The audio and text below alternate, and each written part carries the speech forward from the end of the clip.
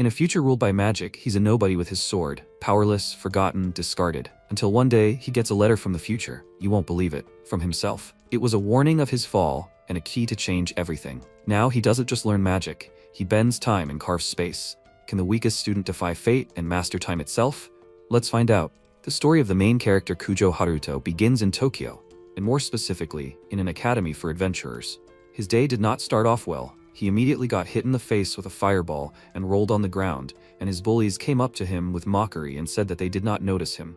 But they did not believe that he was actually knocked out by the simplest spell. He is simply incredible. MC got up and asked, "Is this not enough?" He promised that he would give it to him. He bought what he asked for. The bully smiled and showed him a bag of food and said that it was a fresh beef burger. The cafeteria only sells 50 pieces a day. He bought it, but where are the drinks? He could take care of that too. So he will punish him once again. He threw a fireball at him with all his might, which knocked him down again, and the guy laughed, saying that as he thought, he really is weak. A girl named Shinomone Rin from the disciplinary committee appeared, Haruto's main protector, and also his childhood friend. She asked him discontentedly what they were doing here, and they immediately decided to run away so as not to get a reprimand. The bully threw the MC's phone in his face and told him to be glad that they were done for today, after which, it fell and broke. Rin immediately ran up to him and worriedly asked if he was okay. He told her to stop. She would also be bullied if she talked to him. But she didn't really care, and she said so directly. And he, wiping the blood from his face, said that they would not survive here if they talked like they did in childhood. So he decided to push her away and left, and she could only watch him go. When he entered the academy, everyone started whispering. After all, he is that special recruitment student who is completely devoid of magic. But how did he get into such a prestigious school? They say there was a mistake in the grading system. Maybe someone else took the exam for him. He didn't like these rumors, but he endured them. As much as he didn't want to admit it, he couldn't deny the rumors. How did a student who did so poorly get into a prestigious school? One day, his parents told him that he would be a special intake student. Even if he wanted to ask them the reason, it would be too late. He looked at the sky outside the window and thought that maybe he was supposed to die with them that day. He was accepted into the school without any magical abilities, so he only had one way to successfully complete his studies, to become a swordsman. Now, when magic dominates society, his useless skills can only be useful in close combat.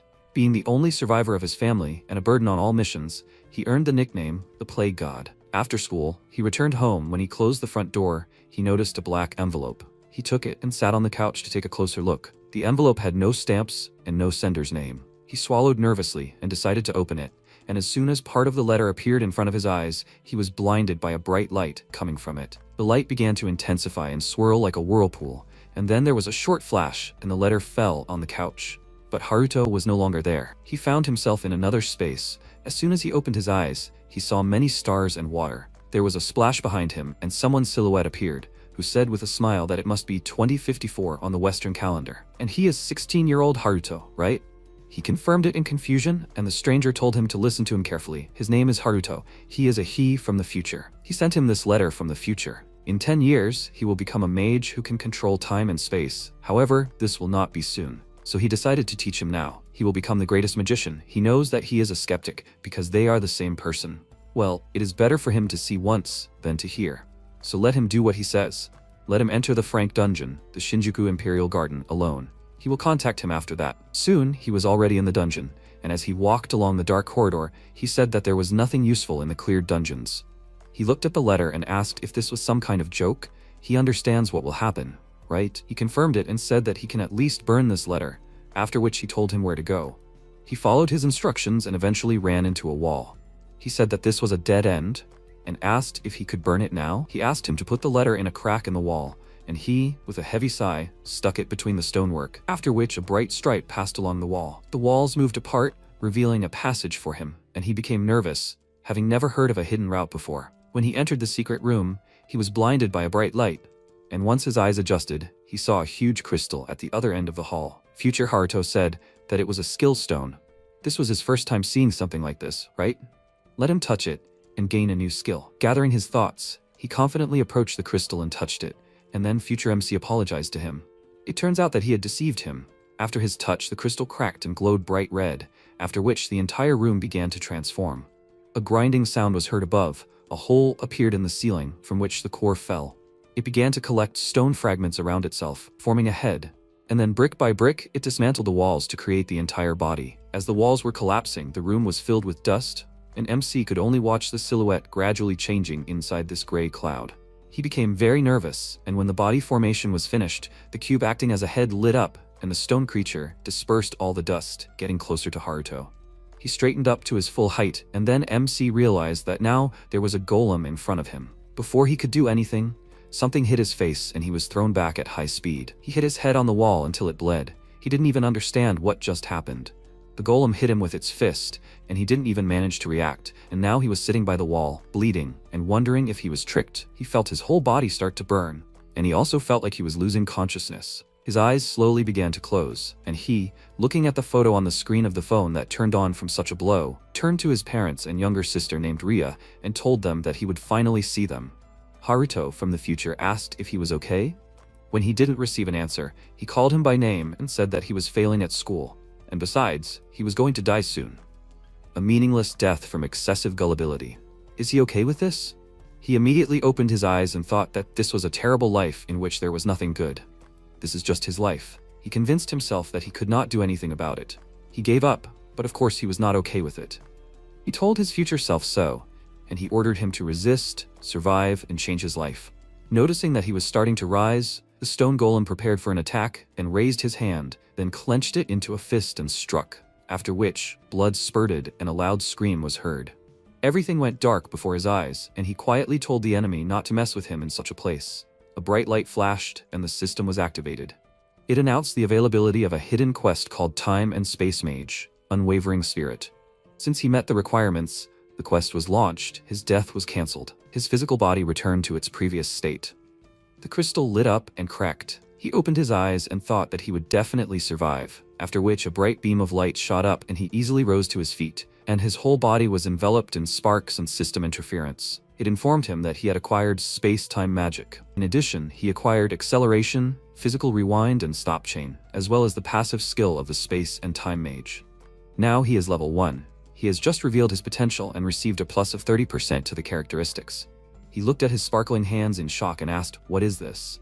Future Haruto said that in order to speed up his awakening, he had to take a risk. He apologized to him for telling him about it in advance. Actually, space-time magic will only be discovered after 10 years. Only he was able to complete this hidden quest. He asked in confusion, so he was really from the future? He ignored his question and told him to get ready. The training was about to begin. A stone golem approached him from behind, and he, noticing this, immediately turned around and jumped to the side an instant before the impact. He was surprised that the jump was so easy for him, as if his body had lost weight. Could it be because of the passive skill? Future Haruto said that he would teach him how to use his magic. Let him listen to him carefully. He did not need to look to see.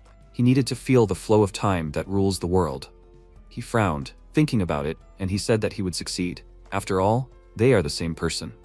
His words gave the current Haruto confidence, and he froze in place. Ignoring the approaching enemy, he closed his eyes and concentrated, trying to feel the flow of time in the entire world. By this time, the golem had already landed in front of him, clenched his hand into a fist, and swung. When his hand was already very close, he opened his eyes and sparks flew in all directions. He looked at his opponent, following his movements, and then jumped again and avoided the blow. He smiled and activated space-time magic and climbed onto his opponent's arm. Activating acceleration, he rushed up his opponent's arm and then jumped up and raised his sword above his head, aiming for his head. He struck, driving the sword deeper into the stone and reached the core inside it. After that, the crystals on the outside glowed and cracked, and the golem's body began to crumble. He quickly jumped down and swung his blade, after which his opponent was completely destroyed, and the system reported that his level had increased by 4, his swordsmanship had increased by 8, and he had also received 45,800 reputation points. He looked at the notifications and future Haruto asked, "Does he believe him now?" He nervously clutched the sword and hesitantly confirmed this, after which he informed him of the next step. Now he needs to leave the dungeon and take a short detour. They are going to the place where Rin will be killed by the monster. As soon as he said this, MC immediately stopped and asked in shock what he said. He said that he heard everything clearly. He is talking about his childhood friend. D-rank dungeon, Ikebukuro. Rin will enter the dungeon with her friends and will be killed by the extra boss. Let him save her and change the future, because he is now a mage of space and time. After his words, he immediately ran into this dungeon. While he was fighting with the golem, it had already gotten dark, and now he was running along an empty street. He from the future said that on May 23rd, 2054, in the very wilds of Ikebukuro, due to the unexpected appearance of a special monster, she will be killed. Despite the fact that her teammates used healing magic, there was no one else nearby, and the entire team was completely destroyed. All this, of course, is not her fault, but unable to listen to him anymore, MC ordered him to shut up, and when he was already very close to the dungeon, he asked why he did not tell him about this before. He asked in response, did not he want to remain a loner, because everyone he communicates with is waiting for trouble? And for the same reason, he did not really care that everyone avoids him. And yet, why is he so worried about others? Meanwhile, MC encountered a goblin, and not just one. Several more came up behind him. While he was fighting them, Haruto from the future called him a plague god and told him not to pretend that he had an epiphany. This world can be changed with his help. After cutting down the monsters, he ordered him to shut up and said that he will do whatever he wants. He responded with a grin and said that he expected such words. He will teach him how to use his magic. Meanwhile, on the lowest floor of the dungeon, a fight was going on. An explosion was heard. Rin could not withstand such an attack and she was thrown to the side. She fell to the floor with a crash, and her team members called out to her worriedly. Wincing in pain, she slightly opened her eyes and looked at the enemy. It turned out to be a C-rank extra boss, a Dark Guardian. The guy nervously clenched his teeth and exclaimed that he was not informed about him at all. His comrades said that she couldn't do anything. He wasn't reacting to the barriers. One of them stepped forward and told them to calm down. They had a chance to win if they all attacked him together. The frightened boy objected, because he didn't believe in this idea and didn't want to die. And at that moment, the Dark Guard raised his sword high and swung it, inflicting heavy wounds on them. By this time, Rin had recovered. She stood up and looked at her comrades, but none of them were moving much. Her wounded friend reached out to her and asked her for help. And then she, having gained strength, stood up and took her staff, and then attacked the Dark Guard. A fireball flew into the place where the head should be, but since there was just blue flame burning there instead, this attack did not cause him any damage at all. Realizing this, Rin was horrified, and when he raised the sword above his head, she screamed loudly in fear. The Dark Guard attacked, and she closed her eyes, screaming for help, and then MC appeared in front of her. He used the stop chain, and thus held the monster's sword in place. He asked if she was okay, and she, opening her eyes, looked at him in shock, without answering. He told her to step aside and turn to the enemy, after which he took out his weapon and jumped to the side, and the Dark Guard hit the place where he had just been. He landed not far from the monster, and then rushed towards him and blocked his blow. Finding a gap between the armor through which flames were breaking through, he realized that this was his weak spot and wanted to strike, but his sword bounced off the armor. He continued to strike, trying to get into the gap, and at one point blocked a counterattack. Sparks arose due to the pressure. As a result, his sword could not withstand it and cracked, and then completely broke. The Dark Guardian's head burst into purple flames, and he realized that things were bad. After that, dark energy began to gather in the eye hole. It fired a powerful beam towards Haruto, and he managed to dodge it using acceleration. Having moved behind the enemy, he analyzed the situation. His sword cannot penetrate his armor, but it deals damage to exposed parts of the body, critical points. He needs to focus on his head. The Dark Guardian turned around, and at that moment he rushed to attack, and Haruto from the future warned him that his sword would then completely break. He answered him that he knew this and used the physical rewind skill. Thus, he rewound the sword's time to the moment when it was still intact and lunged forward. Energy was gathering in the monster's helmet, but he plunged the just restored tip of the sword into the eye slit, which was critical damage for the Dark Guardian.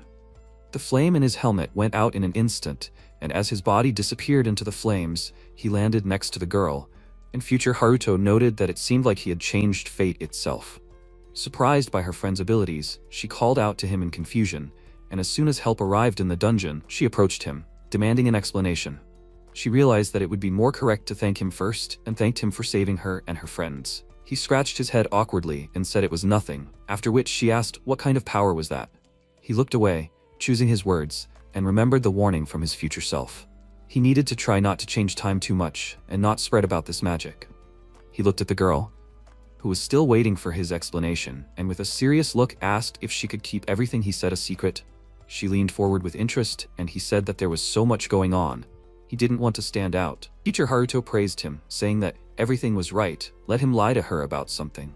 Rin heard some sounds and asked, did he say something? He got really nervous and told her that he didn't understand what she was talking about at all, then thought about the envelope and swore to kill him. Finally, he thought of something to tell her. He wanted to try out a new sword skill that he had been training for a long time. but he was still far from perfect, so he wanted to keep it a secret. He folded his hands in prayer and asked the girl not to tell anyone about this, and for some reason she became embarrassed and asked, "That is, will this be their secret?" He looked at her with confusion and confirmed it, after which she smirked and said that she understood everything. If that was the case, then everything would remain between them. He breathed a sigh of relief, glad that she actually believed in it, and soon he returned to his routine. That was how Rin's death was prevented, and at the same time, he gained immense power. He can't change the past, but he can change the future now. The lesson ended, and as soon as he got up from his seat, he heard bullies calling him from the side to mock him again. They went to a secluded place, and one of them said that he heard that he was in the Ikebukuro dungeon yesterday. One guy said that he just ran away from there when he realized that he was unable to do anything. Moreover, they seemed to have encountered an extra boss and defeated him. But they didn't expect anything from him. MC frowned at them and thought, was there some witness? The bully said with a smile that his friend was there. Now he is in the hospital. He has a serious injury, and treatment is not cheap these days. He understands what he's saying, right? He gets the money, and they get the silence. He kept silent, and the hooligans, not waiting for an answer, started getting angry. One of them lit a flame in his hand and asked, does he want to become their punching bag again? Unexpectedly for them, the MC said that was enough. They looked at him in bewilderment and asked, what did he say? He looked at them angrily and repeated it, asking, are they deaf? Of course, the words of some ragamuffin they constantly bullied hurt them and they pounced on him. But thanks to the increase in all indicators, he could now clearly see all their movements. Before their fists had time to approach his face, he flashed between them with lightning speed and struck back, after which they all fell. They did not understand what just happened, and Haruto told them not to come closer to him anymore, otherwise this would happen. He showed them the things he managed to pull out of their pockets, and they indignantly exclaimed for him to give it to them. He lit a lighter and threateningly approached them and said that they must promise this to each other. What would they say to that? They could only agree, and he realized that now they would not bother him anymore. He decided to return to the classroom, and while he was listening to the lecture, he thought, the next lesson is measuring magical abilities, right? The teacher suggested that they begin the lesson and called out to Haruto. He immediately stood up from his seat and thought that his magical abilities were almost at zero, but maybe something changed when he became a space and time mage. As an experiment, he will try to use some magic. He went to the teacher's desk and reached out to the magic meter in the form of a mirror, after which he used his magic and his eyes sparkled. The mirror reflected this shine, and the teacher, looking at it, was very surprised. Due to the excess of magical power, the mirror exploded, from which the teacher fell to the floor in fright, and everyone else was very surprised. MC awkwardly scratched the back of his head, realizing that he went too far. Now everyone is looking at him. Only Rin quietly giggled. When classes were over, he left the school and everyone, of course, began to discuss what happened in that lesson. They were impressed and even thought that he was ranked higher than A, and his magic was generally some kind of unknown. Hearing the whisper, he thought that this time the gossip was the complete opposite of what he had heard before. This irritated him even more. Someone called him, distracting him from his thoughts. He quickly looked around in search of the owner of the voice, and then someone in the bushes said that he was here. He looked closely, and then someone small jumped out of the bushes, which surprised MC very much. In front of him now stood a small pink plush hedgehog, and he recognized its voice. He exclaimed in shock, "Is he the Haruto from the letter? Why does he look like this?" Since Haruto from the future is now a pink hedgehog, then his name will be appropriate, Pinky. He proudly answered him that this is a type of space-time magic. It possessed his soft toy. He asked him in confusion to wait and asked, he doesn't think he understood everything, does he? Haruto from the future got tired of explaining everything to him and said that the matter is urgent, now is not the time to relax. The Chaos Dragon appeared, and much earlier than in the future he knows about. A wind rose around, foreshadowing danger, and Pinky said that things were bad. He destroyed the guild in the Ariake area, took many lives, and caused an unprecedented disaster. He is classified as an alpha-type monster.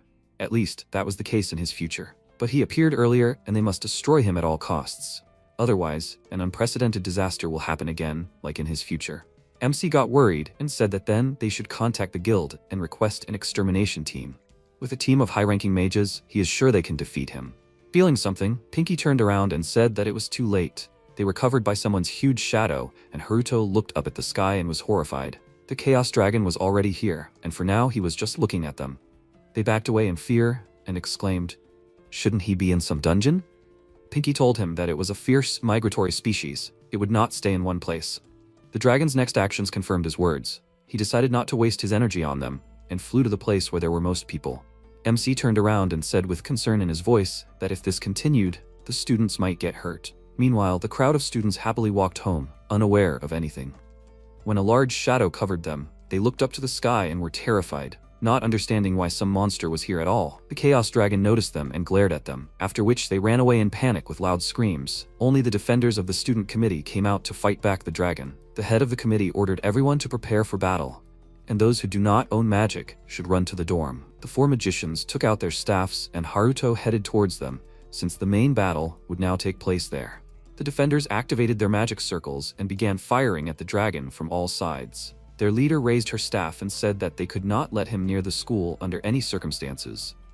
After which, a huge magic circle appeared over the dragon, and it was blinded by a bright glow. And then, there was an explosion, and the monster was engulfed in a cloud of smoke. For some reason, they thought that the dragon was dead and began to praise the head of the committee, who was smiling smugly at that time. But what was their surprise when they saw that the dragon was not dead, and there was not even a single scratch on it, despite the fact that they used Dragon Slayer magic. Since they really angered the dragon with their incomprehensible confidence in victory, he gathered a clod of energy in his mouth, and then fired it at them, and they were blown away by a bright beam of light. There was a loud explosion, and as soon as everything died down, MC saw that the defenders from the student committee were lying unconscious. He was surprised that they were instantly defeated, but Pinky said that it was not surprising, they were just schoolchildren. And he was right. Only Haruto exclaimed with displeasure that now is not the time for such comments. Then Pinky seriously said his name and splashed his face with some pink liquid. MC was confused by his actions, and then he explained to him that this dragon incense, a smell that attracts dragons. The Chaos Dragon is incredibly fierce but not very smart. Accordingly, now it will only target him, so he must defeat him. At that moment, the enemy opened his mouth wide and rushed towards him, and Pinky told him to show him the power of his magic. Noticing that he was flying here, he advised him to run, and Haruto turned around sharply, and at that moment, Rin's voice was heard, asking if she was okay. He turned around and saw her helping her friend get up, and Pinky asked, "He doesn't want to drag her into all this, does he?" He confirmed it, and he ordered him to run, adding in his mind that this way they can avoid prying eyes. He used the acceleration and took the dragon away from the school. Soon they arrived at an abandoned train station, a perfect place for a fight. They noticeably moved away from the dragon, and while he was catching up with them, they decided to take a break. MC began to ask him what kind of monster it was in general, and he told him that his essence is a dark element. A collision with his flame promises instant death, and the fumes around him have a delayed debuff effect. He is resistant to physical attacks, they do not cause him any damage. He asked, so he is a terrible monster that appeared 5 years earlier? Pinky confirmed it and added that he is still small and not very smart. Thanks to this, he is easily lured by smell. There's a reason it costs 500,000 credits. Haruto immediately turned to him and asked what that meant. He told him it was the price of the incense. He took the money from his account. He immediately grabbed it and exclaimed in displeasure, what the hell was he doing? How did he know his password? In response to this, Pinky only smiled, and he, realizing that they were the same person, only cursed quietly. Future Haruto told him not to worry, he would quickly return what he had spent. After all, if they defeated him, the reward would be huge. That's not all. The money was just the icing on the cake. With the skill cube from this monster, he would be able to get a new magic skill. They need to solve problems as they come. The Chaos Dragon is far from an adult, and its weak point, the heart, is extremely vulnerable. He wanted to tell him where it was, but at that moment, the dragon arrived. He immediately spewed purple flames from his mouth, but fortunately MC managed to jump aside in time. While the dragon was preparing for the next attack, he pulled out his sword, and then several pillars of flame fell on him. Running in zigzags, he successfully avoided the blows and increased the distance between them. He suddenly braked and turned around, and then Pinky decided to move to a safer place and jumped off his shoulder. Immediately after that, Haruto's eyes widened in fear. A stream of purple flames was heading straight for him, and then an explosion occurred. The fire went out and only smoke remained in its place, which limited the dragon's visibility. Then someone jumped out of the dark cloud, leaving a sparkling trail behind them which surprised the monster. MC, quickly heading towards him, said that it was just him 0.5 seconds ago. Pinky was surprised and thought, did he really just come up with a practical application of space and time magic to avoid an attack?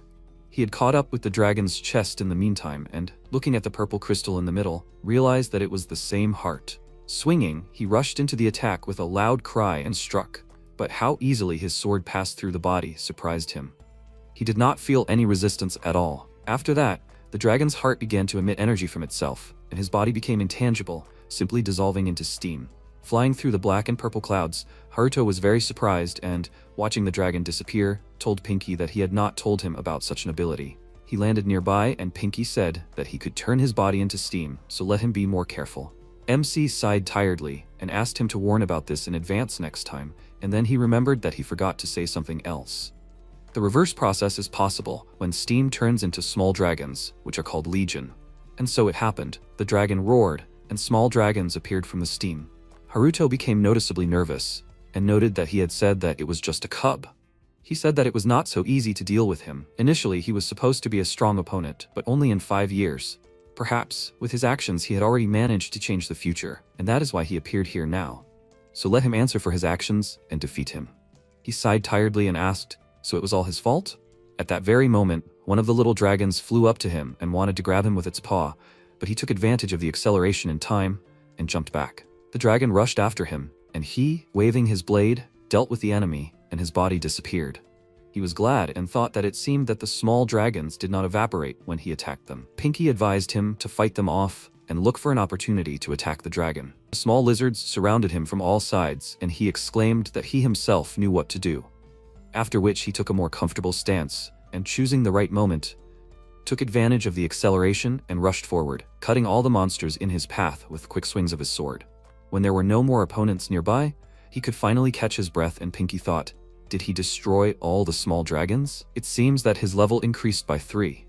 In the meantime, he decided to take a little rest, and since all the small opponents were gone, it was time to fight the main one.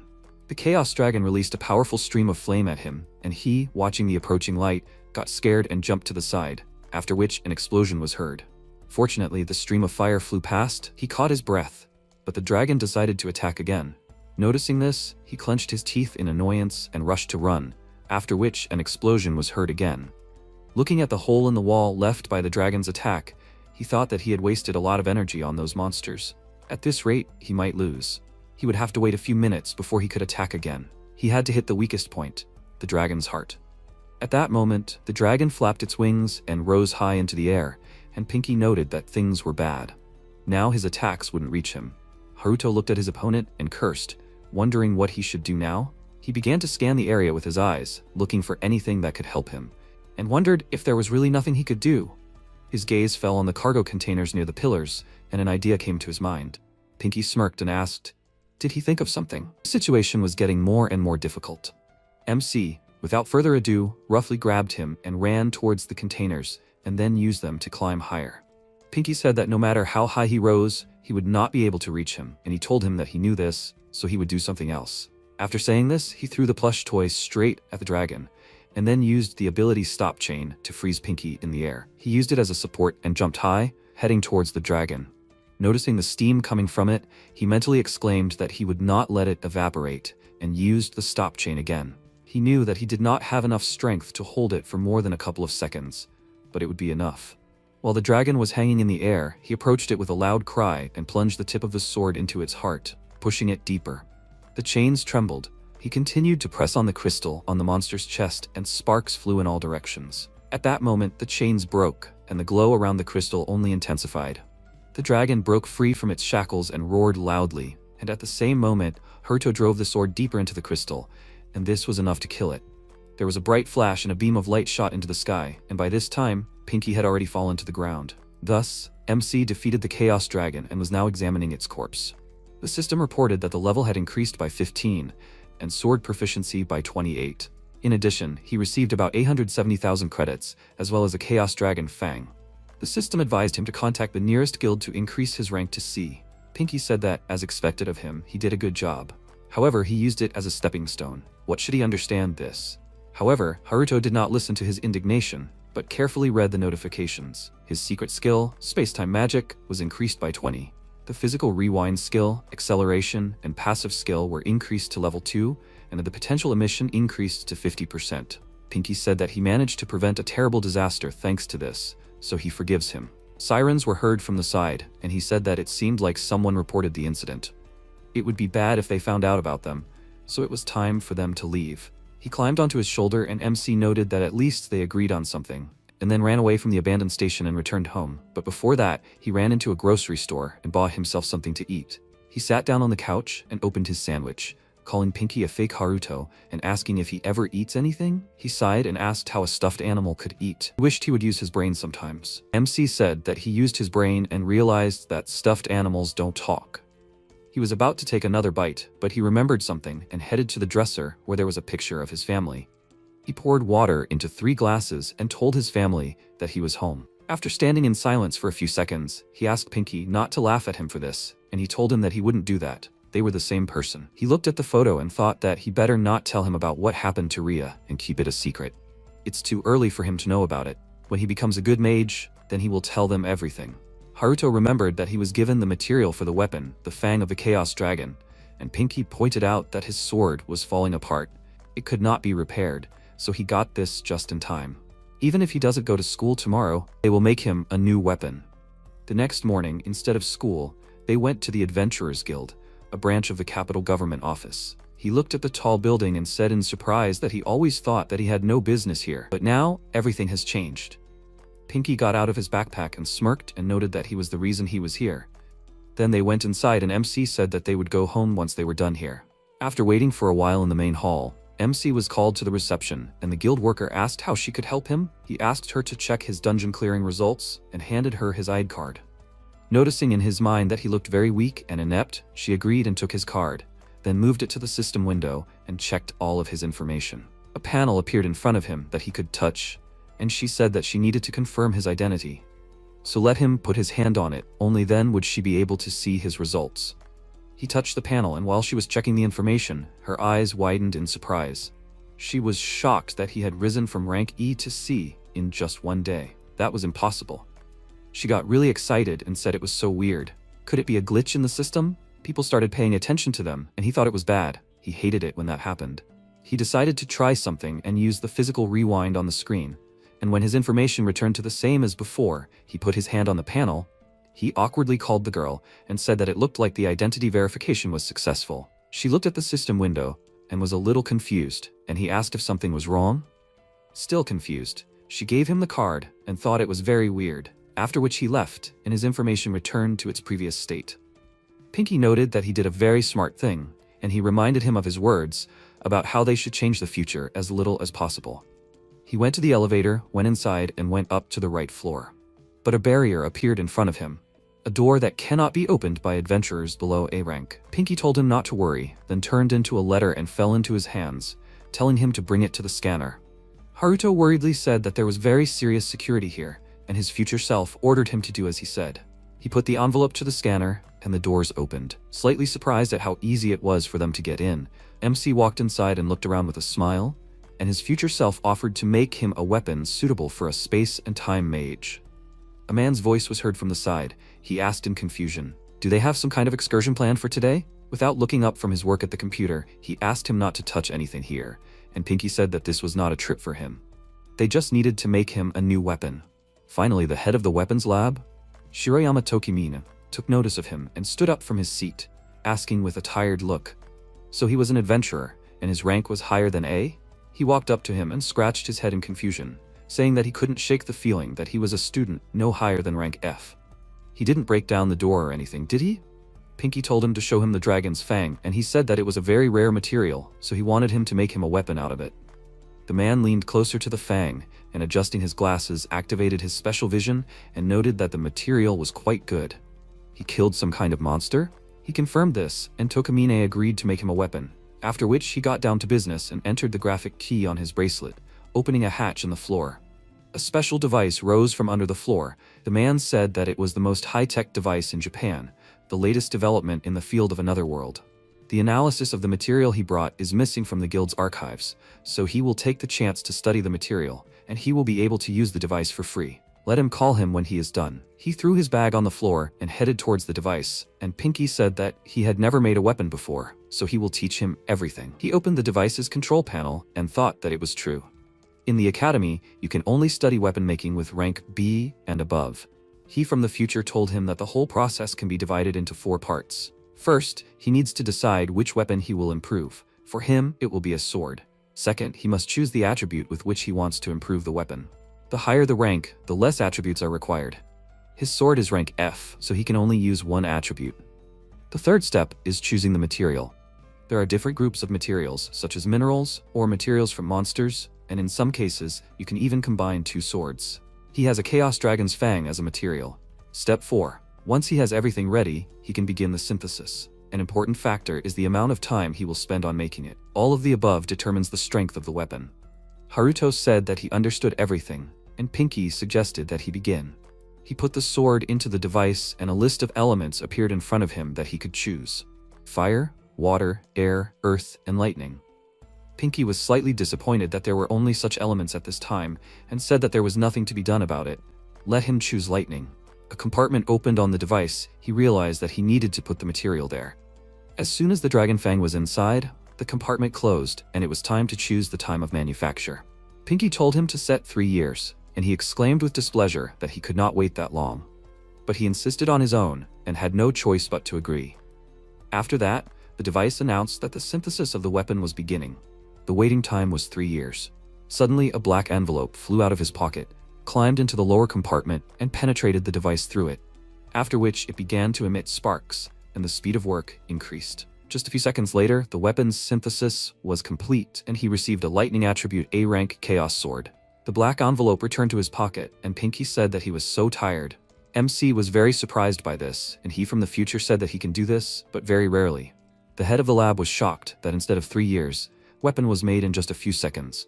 After which he began to search the device log for what caused this. Pinky advised him to hurry, and he, putting the sword in his inventory, quickly said goodbye to the man and ignored all his attempts to question him. When he left the building, he heard a conversation between two guys about new rumors about an unknown adventurer who killed that huge monster so quickly, and besides, he was alone.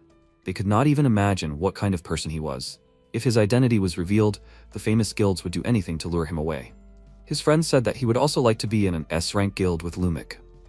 His friend just laughed at him. For him with his D rank, it was like walking to the moon.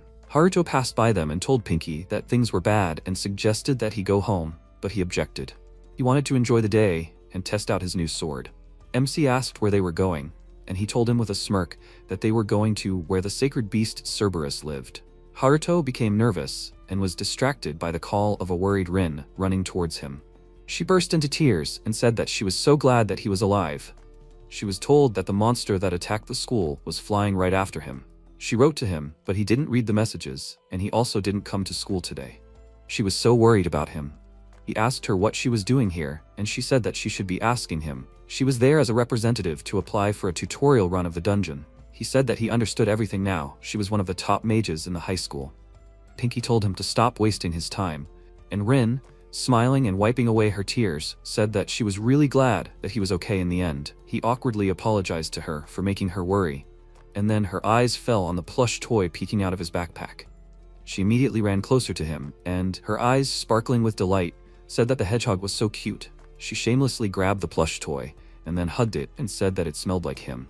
Pinky was in shock now, and the more she hugged him tighter, he began to lose his patience. That's when MC had an idea. He decided to get rid of him by lending her the toy for a couple of days, since she liked it so much, and she asked in surprise, "Is it true?" He confirmed it, and Pinky got nervous.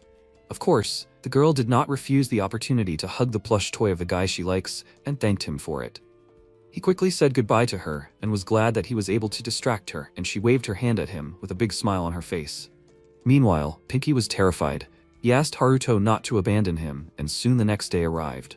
MC went to school with Pinky, but the latter was not very talkative, and there was tension around him. Haruto asked him not to be mad at him. After all, he almost immediately took him away.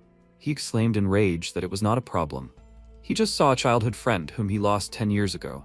All thanks to him. He was slightly surprised by his gratitude and said that he was happy for him, and in the meantime, some suspicious guy was watching him from the academy window. He knew his name, and also that everyone called him the God of Plague, and noticed that he was so interesting. So he decided to make him his new target, and was already looking forward to having fun with him. When MC came to school, he was immediately called by the vice president of the student council, Sakura Koji Yuzuki, and slamming her hand on the table in anger, asked if he really didn't know anything. He confirmed this, and she, waving the papers with the report, said that the day before yesterday, when the dragon attacked the school after classes, according to witnesses, he ran in the same direction that the monster then flew. He lied to her that he switched to someone else and began to chase another student. He thinks that guy defeated him and he was just lucky. She asked if he knows this student. He shook his head and said that at that moment he was more thinking about how to escape. Realizing that she would not get the answer she needed out of him, she sighed heavily and adjusted her glasses, and Haruto said that he needed to go already. The lesson would start soon. She tried to stop him, but he ignored her and went out into the hallway, wondering why everyone suspected him. Pinky took out a tablet and showed him a video, saying that it was most likely because of this. The video captured him dealing with a dragon, but fortunately his face was not visible. He wondered if they could delete the video with magic, and he told him that with his skill level it was impossible. He sighed heavily, saying that he thought so, and when he entered the classroom, all the students fell silent and switched to whispers. Under the curious glances, he walked to his seat and thought that everyone had been avoiding him before, but now everything was somehow different. Rin suddenly ran up to him and exclaimed that he should be careful. She wanted to tell him something else, but at that moment, the student council president, Sumeragi Ryuga, from the 3rd year of high school, entered the classroom and said that she should not tell him anything else. He stated that he would take care of everything and, slightly bowing his head, introduced himself as Haruto and said that he was a genius magician who no one could surpass in the rankings. In short, he was the strongest in this school. He clarified his name and, pathetically extending his hand to him, said that he was here to challenge him to a magic duel. After that, everyone in the class began to whisper and laugh quietly. They understood that Haruto was finished. The narcissistic guy said that he was a loser with no magical ability, but he somehow destroyed a device for measuring the abilities of magicians, and traces of unknown magic remained at the site. He also destroyed that furious chaos dragon by himself. He was wary, wondering how he knew all this, but he did not deny it. Ryuga smirked and remarked that it was very interesting, so he offered him to stop everything in its tracks. He waved his hand, throwing back his cloak, and said that, to be honest, he also defeated a dragon by himself. In a magic duel, they will find out who is more suitable for the title of Dragon Slayer. A magic duel is a special form of testing authorized and conducted by the agency between students to evaluate their skills. Based on the results of the duel, a ranking of the students is made. The students at the top are guaranteed privileges, and they usually join guilds after graduating from the academy. The only rule of the duel is not to use magic that could result in death, severe injury, or permanent damage. The challengers for the duel are chosen by the side with the lower rank, but they have the right to nominate an opponent with a higher rank. A person with a higher rank cannot refuse an invitation to a duel, but a person with a lower rank can refuse. MC sighed heavily and thought that he would never accept a challenge to a duel from a student who ranks first in the school. While Ryuga was waiting for his answer, he turned to Rin and advised her to pay more attention to her social circle if she wanted to become a member of the student council next semester. He looked at her hands, legs, and said that next time, during a private lesson, he will teach her how to properly join the student council. She couldn't stand up for herself and only thanked him in advance for his help. But Haruto couldn't stand such looks towards his childhood friend and resolutely stood up from his seat, saying that he agreed to a duel. Rin realized that he stood up for her like that, and her cheeks blushed. The student council president wanted to say something, but he didn't let him do it and stated that he had one condition, to which he smirked. He said that the loser would be expelled from the academy. Does he agree to that? The guy smirked. He was so confident in his victory that he easily agreed to it and left under his displeased gaze. It was time for lunch. He got himself a hamburger and went to a secluded place. While he was eating, Pinky said that it was impudent. He is becoming more and more like him. He warned him that this guy is strong, and he asked in surprise, does he know him? He nodded with a serious face and said that he would become the director of the Shinjuku branch of the guild. He would create many new fire element spells and become one of the 7 sages. Haruto pointed out that he would most likely become a fool, and he agreed with him because he was quite a nasty person by nature. He would use his position so that the women under his command could not refuse him. He was such a jerk.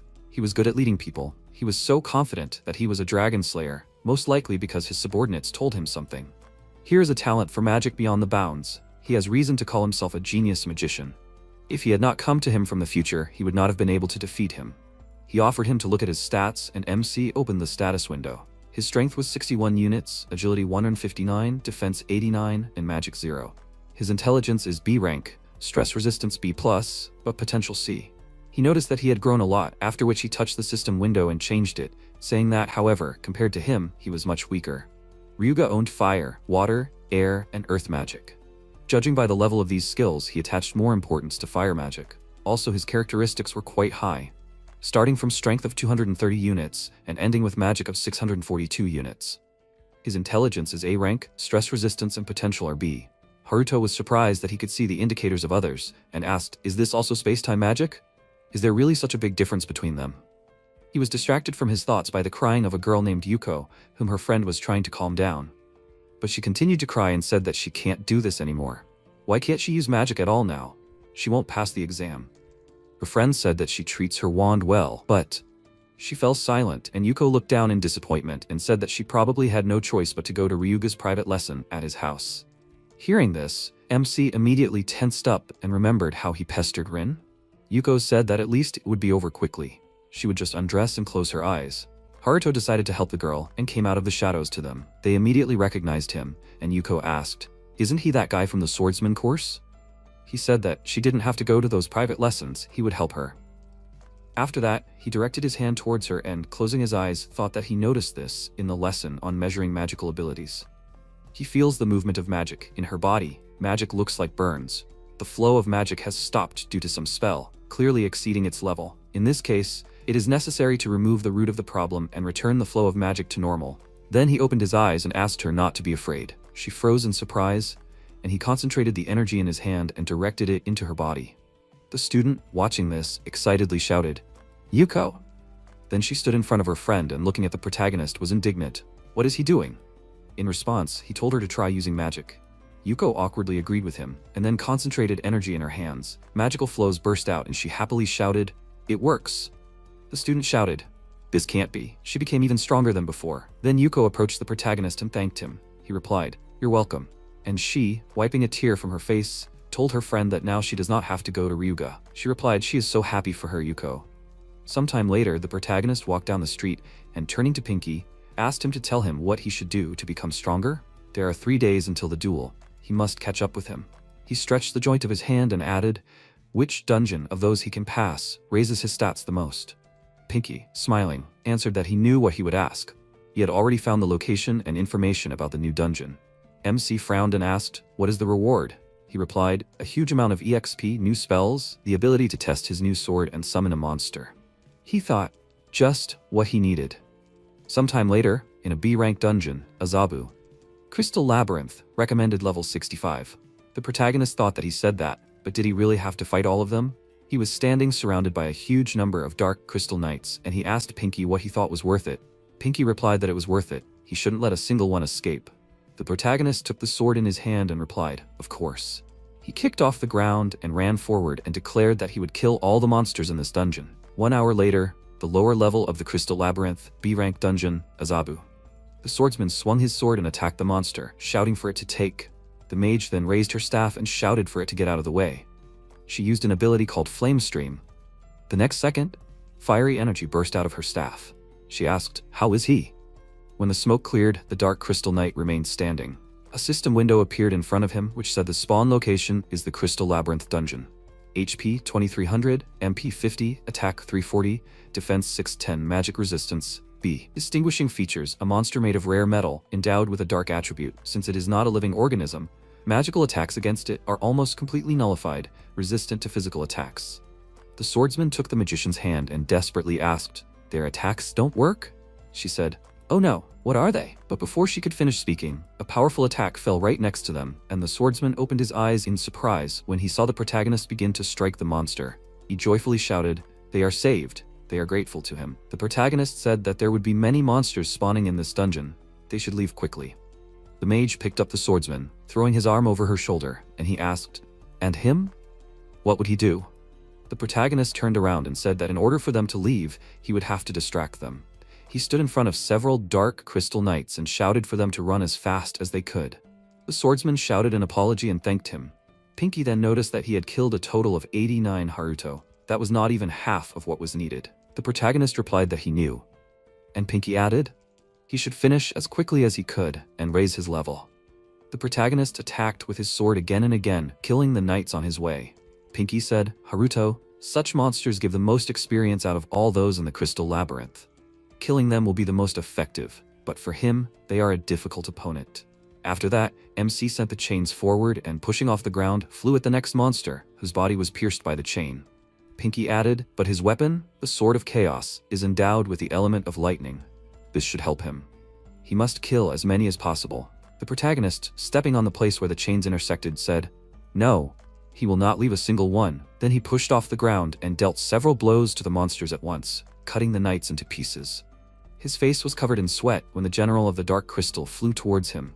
A system window appeared in front of him, which said, "General of the Dark Crystal, HP 4800, MP 125, Attack 560, Defense 880, Magic Resistance A." He said, "Damn." Pinky noticed that he looked like a boss. Then the protagonist held his sword in front of him, blocking the attack of the monster. He thought that he should not be afraid of its power. He uses the special characteristics of the sword. Then a dark aura started to come out from his sword as the monster attacked next to him. The protagonist, looking at him, swung his sword, and the monster's head separated from its body. Pinky called out to him, and he shouted, "What? He's a little busy." He jumped away from the knights who jumped towards him, and Pinky said he thinks he already understands everything, but he'll tell you anyway. The principles of space-time magic are different from normal magic. It's not related to magical abilities. It uses certain factors that control the flow of time in the world. The Chronos factor. Therefore, anyone, even without the ability to do magic, can learn it. MC continued to swing his sword, shouted, "And he's telling him about this now?" He explained that in extreme situations it's better to remember. The protagonist shouted, "That's right." He used the stop chain. Several chains rushed straight to the monsters, stopping them in their tracks. Pinky, turning to Haruto, told him not to relax. He began to be surrounded by dark crystal mages. A system window appeared in front of him, which said HP 1200, MP 490, Attack 210, Defense 320, Magic Resistance A. They began to concentrate energy in their hands, and Pinky said he is a space and time mage. He must always watch the Chronos factor, even during this. The protagonist dodged their attacks from side to side and said, "The flow of time, it must stop." Everything around froze, and the next second there was a powerful explosion.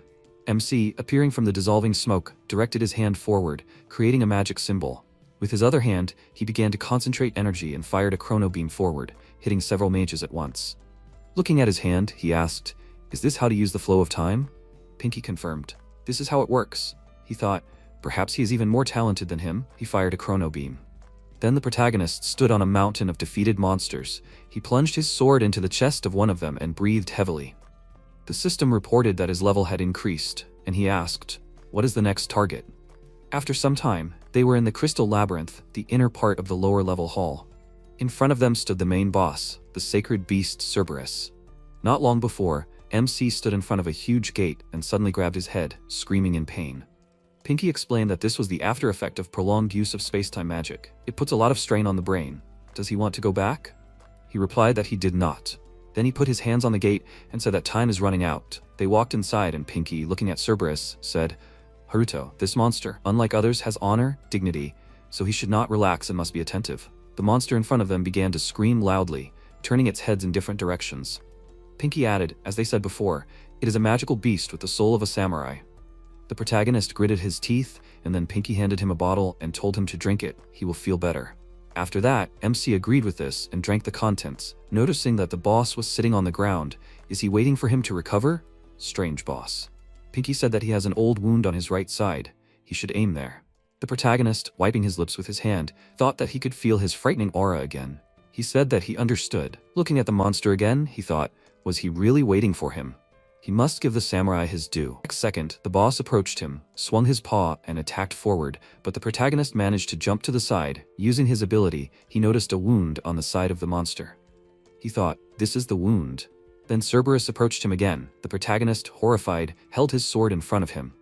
One of the monster's heads grabbed it with its sharp teeth, and the protagonist let go of his sword and, pushing off the ground, flipped in the air, while one of the heads began to concentrate energy in its mouth. Pinky shouted, "Attack!" He must dodge Haruto. The next second, a powerful beam of energy burst out of Cerberus's mouth, and MC managed to move to the side. Then he concentrated the energy in his hand and, directing it to the boss's wound, shouted, "Here it is." After that, he pushed off and landed on the ground. Pinky, looking at Cerberus's changed behavior, asked, "Is this an impact on pressure points? Did he heal his old wound?" The protagonist explained that he repaid him for waiting for him to recover. He wants a fair fight. Pinky was perplexed. Is he not normal? He will die. He replied that kindness must be returned, even to a monster. Besides, if he died here, it would be the last thing he did. The next second, his sword flew right up to him, and Pinky was surprised. Did he give him his sword back? The boss turned his gaze to him, and the protagonist said, "No, he doesn't need it." He clenched his fists, and turning to the monster, said that he can attack. It's not for leveling up or killing the boss, it's a duel. Their gazes crossed, and they were ready to attack. Pinky was surprised, thinking, what's going on? Then the protagonist punched the boss, and Cerberus swung his paw, and MC, covering himself with his hands, flew into the crystal wall. Pushing off from this, he flew forward again, putting out his fist and attacking one of the boss's heads. Then another head opened its mouth, grabbing the protagonist by the hand, and he closed his eyes and cried out in pain. Pinky called him in alarm. The next second, the monster threw the protagonist into a crystal wall. Pinky screamed that he should pull himself together. Then the protagonist looked forward, seeing that Cerberus was concentrating energy in his heads. Pinky called him again in alarm, and he screamed that he knew. He used his ability and thought that he would show everything he could do. The next second, powerful beams burst out of the monster's mouth, plunging the protagonist's body into fire. But at that moment, he was already on the side of the boss, and he hoped that his body would withstand.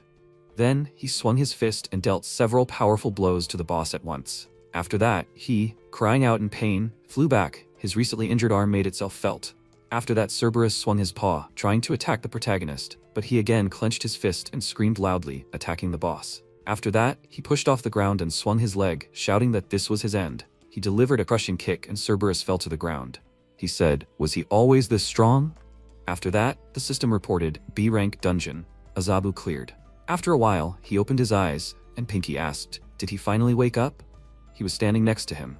After that, the protagonist crouched down, leaning against the wall and scratching the back of his head, said, it seems he finally defeated him. A system window appeared in front of him, which said that his level had increased by 20.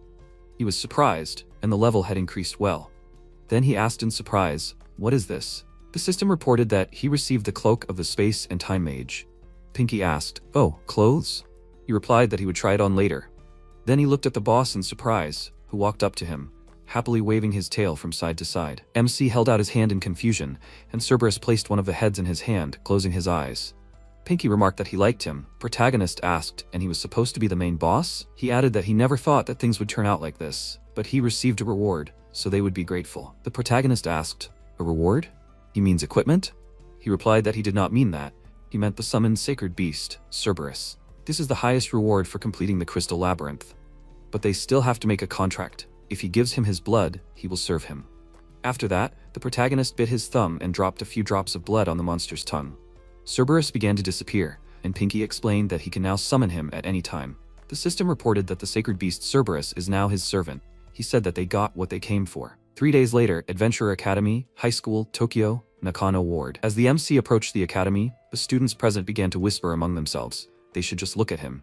Is he serious? At that moment, Rin, who was walking in the crowd, shouted, Haruto, where was he? And what happened to him? She couldn't get through to him. He turned his gaze to her and said that he was just specially training for the duel. She was surprised. Specially training? She thought, what did he do that made him look so bad? He then clenched his fist and declared, one way or another, he's ready. She looked at him and thought, is this still the Haruto she knows? At that moment, Ryuga was watching them and said that he thought that he had run away a long time ago, but to think that he came here so that everyone would pity him. Sometime later, they met in the hallway of the academy. Ryuga put his hand forward and said, well then, the duel will be today after school. Is he bracing himself, Mr. Mysterious Dragon Slayer? The protagonist, looking at him seriously, confirmed it, and the student council president asked, is he sure he didn't forget his stupid condition, right?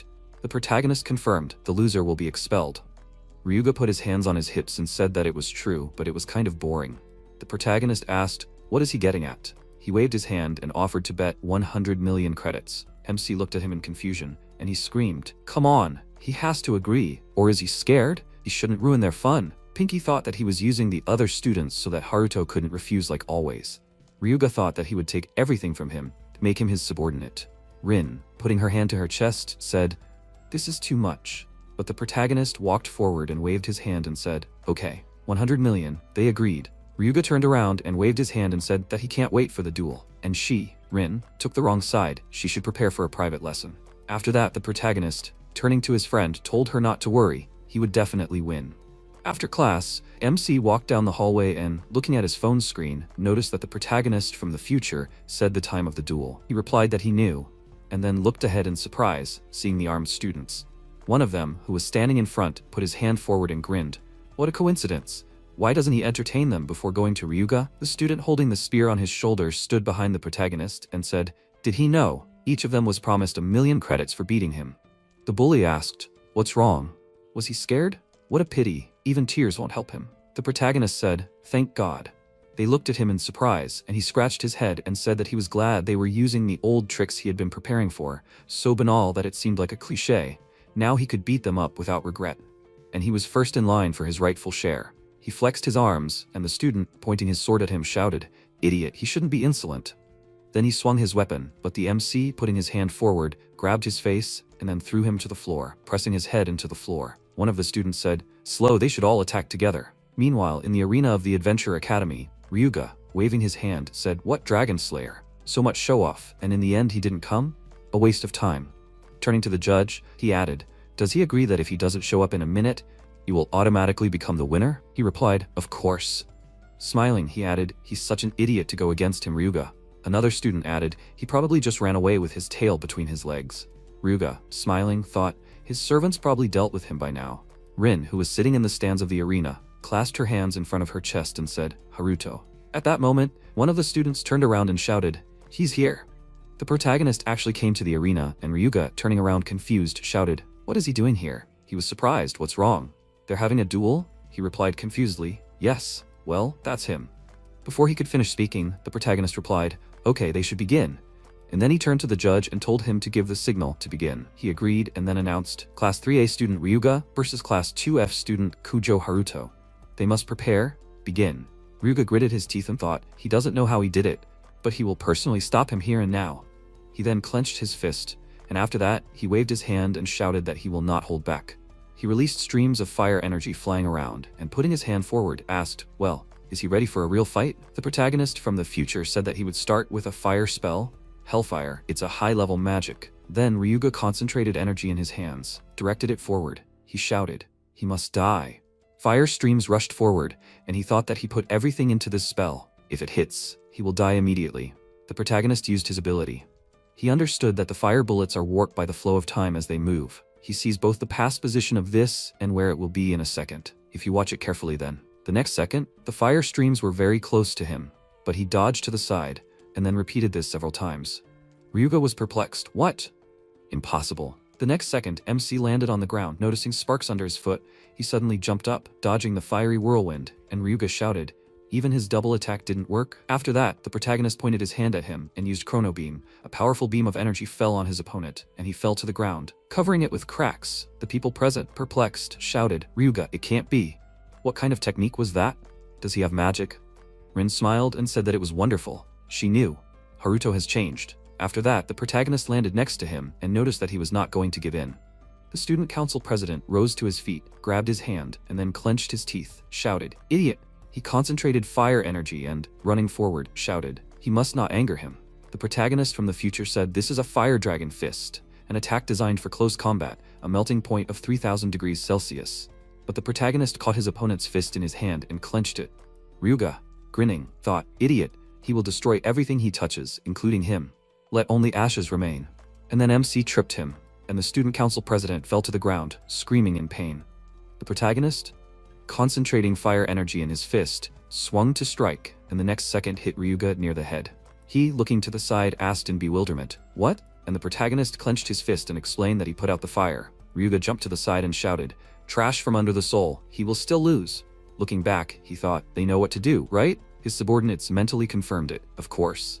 The next second, a fire symbol appeared above the student council president. The protagonist from the future was surprised. The audience is transferring their powers to him and strengthening his magic? Such an obvious violation of the rules, it's even funny. The protagonist asked how much more of someone else's power he needs. His body was covered in fire, and he laughed as he began to transform and shouted, "Invincible secret technique." A powerful column of fire burst into the sky, and the protagonist looked at it in bewilderment.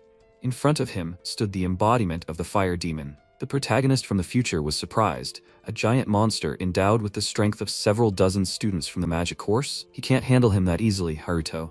He replied that he knew. Then the fire demon opened its mouth, releasing a powerful stream of fire right at the protagonist. He managed to dodge and then, putting his hand forward, used a chrono beam, attacking the demon in the chest. The next second, he was surprised to realize that nothing happened. Then the monster released many fire hands from its body, trying to grab the protagonist, he trying to dodge it. pressed his back against the wall, and realized that he had nowhere to run. Then he used the ability and noticed that something strange was happening as time passed. As if there was a hole, if he made the gap bigger. Then the fire demon took a step forward, destroying the ground beneath him. A flash of blue energy appeared on his paw, and then MC, flipping in the air, jumped to the side and shouted, "He must let him use the stuffed animal."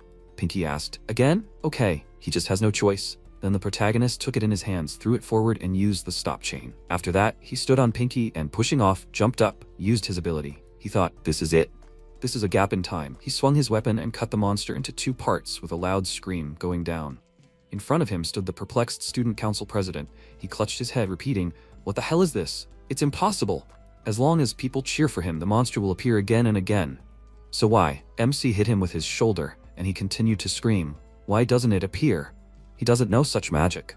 He grabbed the protagonist by the chest, but he punched him in the stomach, causing him to fall to the ground. Then the protagonist looked at the judge, and he said in fear, "The winner is Kujo Haruto." After a while, Rin stood up from her chair with a smile and exclaimed that they could begin, all together. The friends happily congratulated Haruto on his victory in the duel. The protagonist sheepishly scratched the back of his head and thanked them.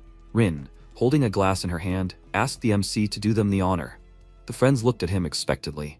Haruto raised his glass and agreed, saying that they would drink. The friends happily raised their glasses and slammed them together. The student sighed with relief and exclaimed that she felt better. He was very glad that the guy would leave school. The student sadly noted that he treated everyone like property. The student added that he tried to solve everything with money. And also the constant harassment. The guy is just awful.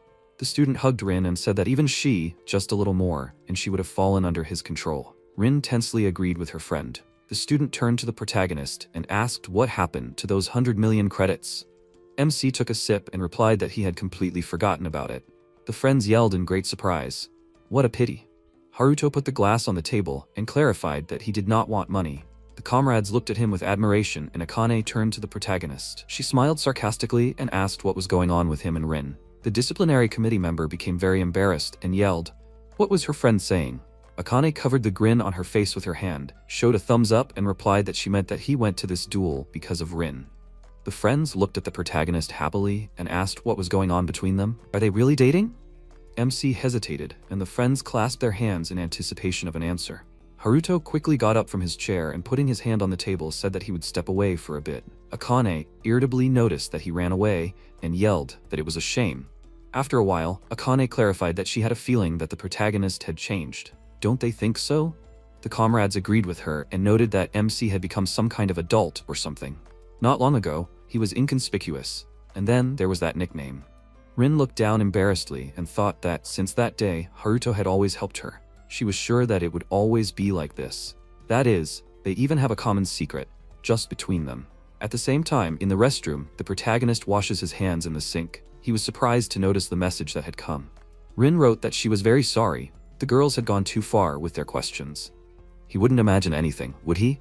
MC smiled and looked in the mirror and thought that life hadn't been this bright for a long time. He thought that this would never happen again. Haruto clarified, "So the future can change?" Pinky appeared behind the protagonist and called out to him. MC turned around, scratched his head and asked, "What's wrong?" They were going home soon, so Pinky should keep quiet. Pinky clarified that it was urgent. He said that the time had come, and silence fell in the room. The protagonist asked, what was the purpose? Pinky seriously replied that he would tell MC the real reason why he was there. He asked Haruto to listen to him and said that the protagonist's younger sister, who MC thought was dead, was actually alive. Haruto was stunned and clarified that Ria had died a long time ago. Pinky replied that she was not in this world. He turned around and ordered the protagonist to get ready and said that they would save her. After some time, the protagonist remembered the past. Ria happily asked her brother to look.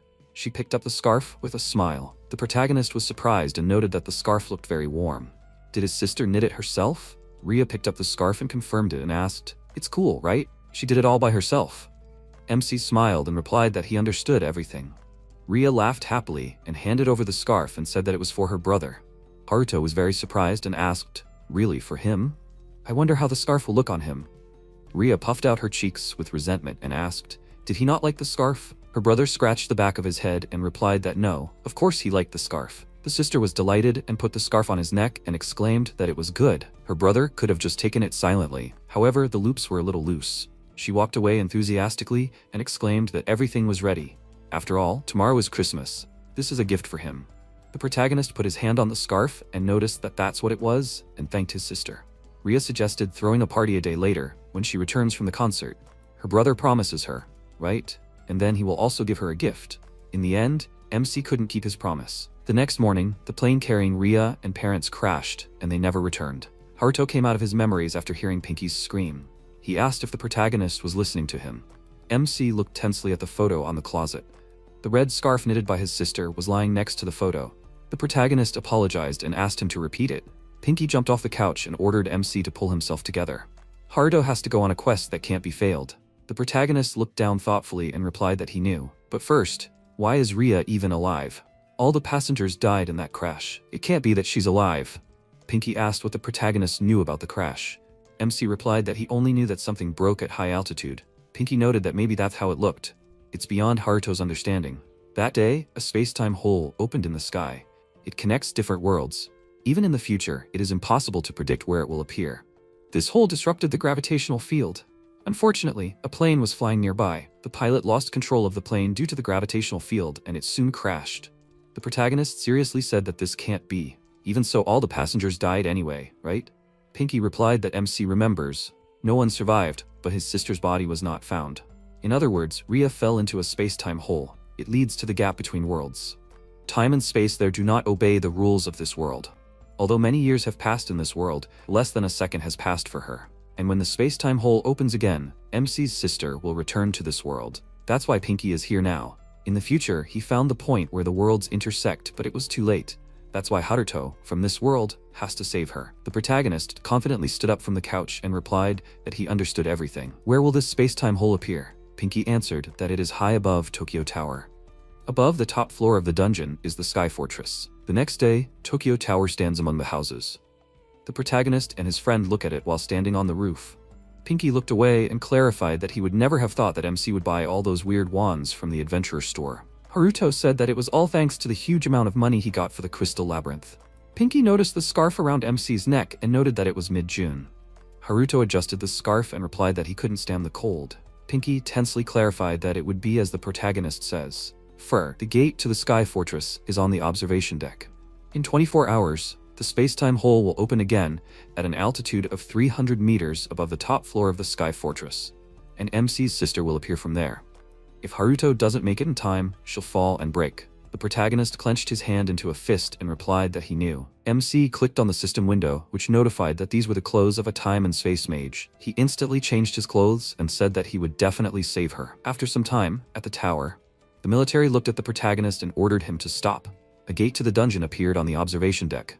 Only adventurers with rank A are allowed to enter. The protagonist from the future asked what MC would do now. Haruto replied that there was no time. They would take a shortcut. He jumped off the ground with great force and jumped towards the tower. The protagonist from the future noticed that the protagonist was starting to act like him. MC, holding onto the iron beam with his hand, replied that the MC from the future was starting to irritate him. Haruto jumped onto the protruding part of the observation deck. He looked at Kurogane standing among the military. The future MC noted that Kurogane was nothing but trouble. The protagonist asked if the future MC knew him. Future Haruto replied that Kurogane was currently the head of the Minato Guild. Stubborn, too serious, and annoying. Kurogane would check the entire area in front of the gate and wait for the situation to change. The protagonist said that they didn't have time for that and needed to go quickly. He created a sword in his hand. Kurogane noticed the sound and asked what that was. He turned his head to the side and ordered them to check out what was there. The soldier agreed with him. He looked at the window and said that he thought the window had broken, but everything seemed fine. The MC instantly appeared behind him. He hit the soldier on the neck with his hand, and the soldier fell to the ground. Haruto thought that he had used physical rewind to make the window whole again. The protagonist adjusted his scarf and thought that it was time for him to go. The soldier called out to his superior and yelled that they had a problem. Kurogane asked what was going on. The soldier raised his hand to his head and replied that he checked and there was someone here. The unknown person was too strong. Kurogane sighed in irritation and said that he would deal with him himself. He resolutely ordered everyone to come with him. The protagonist in a military suit lifted the glass. Pinky smirked and noted that this was a good plan. MC instantly changed his clothes and looking at the portal suggested going. They entered the portal and were transported to another place. Haruto asked in surprise, "Is the world upside down? Going down the steps in the Sky Fortress means going up. It is called a dungeon. although it is in the sky. Pinky said that the theme of the dungeon is occultism. The protagonist will be attacked by zombies and ghosts. MC calmly clarified, an army of zombies in the middle of the sky? That's ironic. In such an environment, it will be hard for him, as a swordsman. Pinky clarified that he had already taken care of that. Does the protagonist remember the element they inserted into his sword? MC remembered and exclaimed that for sure, it was lightning. Pinky asked, didn't he already tell you? That's why he came at that time. He invited MC to go and they quickly ran. Haruto ran and looked at the enemy who appeared. The ghost raised his staff with the intention of attacking, but the protagonist instantly destroyed it, leaving a trace of mana. Pinky asked him to listen and said that, in his time, this dungeon disappeared almost immediately after it was discovered, so no one entered it. However, he has some information. The Sky Fortress consists of 100 floors. A strong boss that cannot be avoided guards every 20th floor. MC noted that 100 floors means 5 bosses. He looked at the phone and said that there are 20 hours left. Haruto can't waste time on small battles. He looked at the horde of monsters with great surprise and stopped. The zombies ran towards him with fury. The protagonist tensely exclaimed that this is a curse. A loud scream came from the crowd of zombies, and a stream of smoke rose up. MC ordered Cerberus to appear, and a powerful stream of mana threw the zombies up. Cerberus appeared behind Haruto, and the protagonist decisively said that they did not have time. They would destroy the zombies as quickly as possible. The zombies rushed into battle, and Cerberus quickly swung its paw. The protagonist looked at the defeated zombies and noted that it was fast. Pinky clarified that, as its name suggests, the summoned beast Cerberus is a sacred beast. Its attacks are inherently endowed with the property of holiness. In any case, they continue to move. The system window notifies that they have already moved to the 20th floor of the dungeon of the Sky Castle. Cerberus immediately stopped and MC asked in surprise, "What is this?" Haruto tensely raised his head and looked at the dark energy in the sky. He jumped off the disappearing Cerberus and said that bosses appear every 20 floors. The protagonist must defeat them to make his way to the next floor. A carriage with horses appeared among the dark smoke. MC looked at the carriage flying down. It landed on the ground, and the fallen nobleman, his wife and son got out of the carriage. Haruto looked at them and thought, there were 3 A-rank undead bosses. It didn't matter. If he couldn't even defeat them, how was he going to save his sister? Pinky yelled that they were attacking. The bosses quickly rushed into battle. The protagonist ordered the beast to hide. Pinky asked if MC wanted to use the thing Haruto bought from the guild store. The protagonist confirmed it and instantly used the Eye of Time. He thought he could see the flow of time, the way they were going to attack. MC created orichalcum knives and threw them towards the enemies. The fallen nobleman's son grinned ominously as he ran quickly among the smoke. He swung his dagger, but Haruto managed to duck. The protagonist quickly jumped off the ground, leaving a trail of lightning under his feet. He flew past the opponents at great speed and approached the fallen nobleman's wife. She raised her hands in rage and MC swung his weapon. He ducked to the side and threw the knife towards the nobleman. The opponent instantly threw a spear towards Haruto. The weapons simultaneously hit the opponents and the protagonist flew to the side. MC spread his legs to the sides, put his hand on the ground and stopped. Haruto thought that this was very good. He was in a better position. The protagonist was a good distance from them. He raised his hand and used explosion. MC clenched his hand into a fist and the weapons in the opponent's bodies lit up. A powerful explosion instantly thundered. Smoke spread around, and Pinky said that each orichalcum knife was created from rare dungeon metals. Amazingly rare wands, each one is worth 100,000 credits. They become explosive when an electric current passes through them, and the protagonist throws them around like that. Pinky was surprised and asked if it was profitable to win battles by throwing away millions of credits for each one. MC disagreed and clarified that it was not all. He thought that he had only destroyed their physical bodies. Now the opponents had returned in the form of ghosts. It was almost impossible to damage monsters of this type with physical attacks. But this also exposed their vulnerability. Haruto picked up a sword shrouded in light and used a light attribute, a spell. He jumped up with determination and shouted. The protagonist flew past the opponents and used a chaos meteor to create streams of mana. The bosses' bodies dispersed, and the system window notified that the noble family had been defeated. Haruto's adventurer level increased to 5. His sword skill was improved to level 8. 2,283,120 credits received. The protagonist noticed a staircase that appeared on the ground leading down. He approached it and asked Ria to wait for him. Her older brother was going to save his sister. After some time, Cerberus furiously grabbed the neck of one of the 5 bosses, Lamia, the dead queen. She instantly disappeared, and Cerberus calmly looked at MC. Haruto approached him and patted the beast on the head, said that it was good work. Pinky noted that Cerberus looked more like a pet than a sacred beast. The protagonist thought that there were 3 bosses left. After some time in the Sky Fortress on the 50th floor, Pinky ordered him to stop. Cerberus instantly stopped and MC asked in surprise, "Why stop here?" Pinky snorted and said that this can't be a mistake. He asked the protagonist to activate the Eye of Time and look at the wall. Haruto should see it. The protagonist used the ability and looked at the wall and exclaimed that it was a hidden room. Pinky jumped up and clarified that in his time, this dungeon disappeared before anyone could enter it. It seems that in this time it can be passed. The protagonist from the future asked MC to insert the letter between the stones in the wall, like last time. Haruto did it and moved to the room. The protagonist looked at Cerberus and asked him to wait here. After a while, MC approached a huge crystal.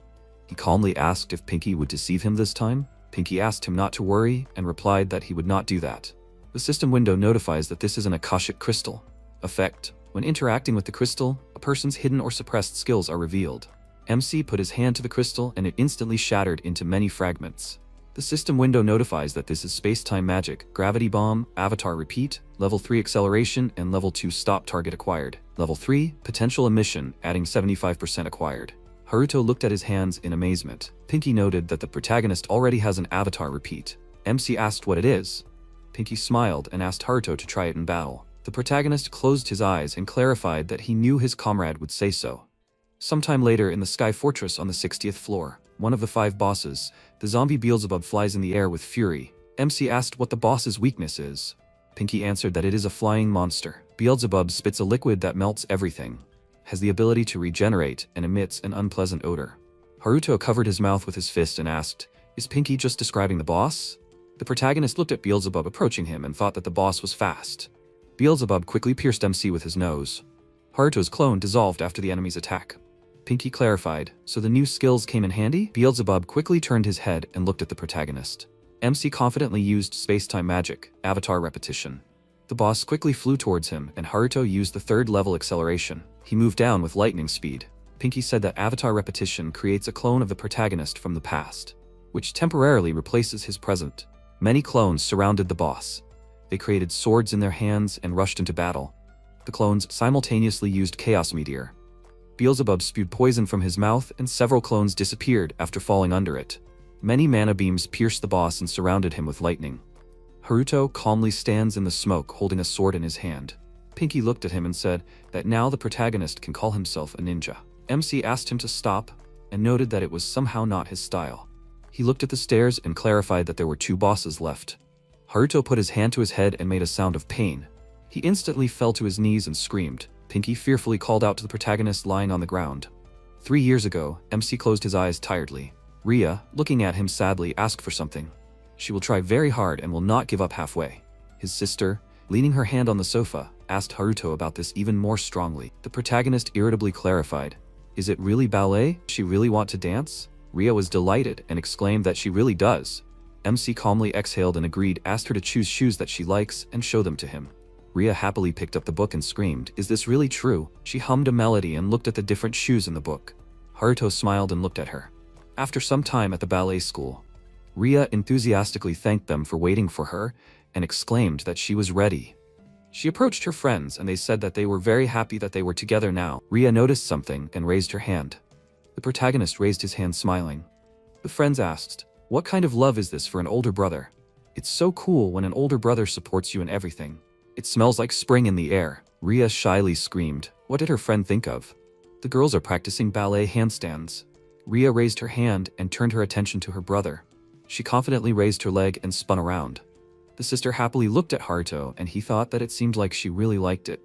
Ria finished training and raised her hand in farewell to her friends. She happily exclaimed that she really liked it. Ballet is difficult, but she will try very hard. The protagonist agreed and noted that the sister was doing well. Ria looked at him and turned to her brother. MC looked at her and Ria asked, "Shoes and lessons must be very expensive?" Haruto smiled and asked her not to worry without agreeing. Ria asked sadly, "Ever since mom and dad went abroad for a conference, brother paid for everything with his own money?" The protagonist tensed up and thought, did she figure it out? He answered that everything was fine and asked her not to worry. His sister liked it, right? MC was glad that she found what she wanted to do. This is what he always wanted for her. Ria was embarrassed by her brother's words. She smiled and thanked him. Haruto lowered his head with a smile, and his sister grabbed his hand with hers and exclaimed that she loved him. The protagonist yelled that it was dangerous to do that here. Ria disagreed and said that it was not dangerous. They would always be like this. She decided that today she would try and cook him something to show how much she loved him. At this moment, MC sadly opened his eyes. Pinky sadly asked, "Did the protagonist finally wake up?" Haruto sat up and asked, "Did he pass out?" Pinky confirmed it and clarified that the protagonist used too much energy. MC looked at the system window and said that if he uses a high-rank elixir that he bought in the guild store. Pinky interrupted him and replied that it was not worth it. All the wounds have already healed, but he can't do anything about emotional fatigue. Haruto remembered something and asked, "What about the time?" Pinky seriously answered that there are 5 hours left. It's time for them to go. The protagonist thought that he would take Ria to the ballet again. Pinky looked at the leaving MC and thought that only one of the 5 bosses remained. After them, the final boss will appear. But at this rate, MC won't last long. He has no choice. MC climbed to the 80th floor, where he was met by one of the 5 bosses, the Acid Mummy King. In an instant, with a serious face, he used space-time magic, gravity beam, and tore the enemy apart. System windows appeared, which said that the Acid Mummy King was defeated. Adventure level increased by 2. Sword skill increased by 4. Received 3,561,110 credits. The protagonist, sighing, stroked the Cerberus and used a healing elixir. While his health was being restored, Pinky asked him with a smile if he wanted to rest. He refused with a serious face and added that they had little time. Only 3 hours left. They needed to go to the top floor. After some time, the protagonist reached the 100th floor of the Sky Fortress. He looked at the location and asked in bewilderment, "So they are now in space?" Pinky noted that it was time to fight the dungeon boss. After that, he would be able to get to where the space-time hole would open. MC entered the room where he was met by the main boss, the god of the underworld, the Ripper of Souls, sitting on a throne. Pinky noted that this boss was not even in the archives of his world. The boss inquired that this man was completely alone.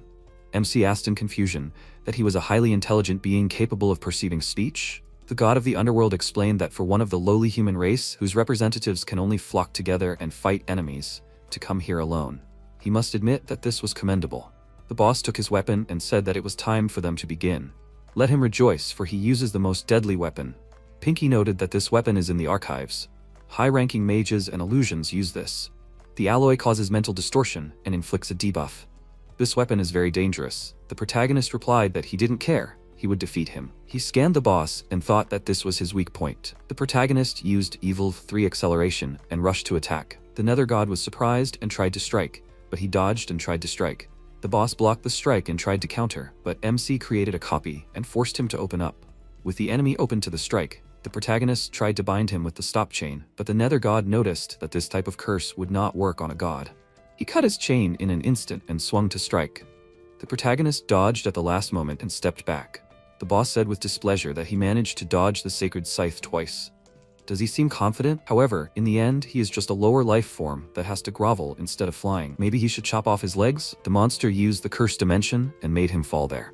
MC asked discontentedly, "What's upside down again?" Suddenly, half the room began to collapse, and he, falling down, thought that things were bad. It was not easy for him to climb to the 100th floor, and now he was falling.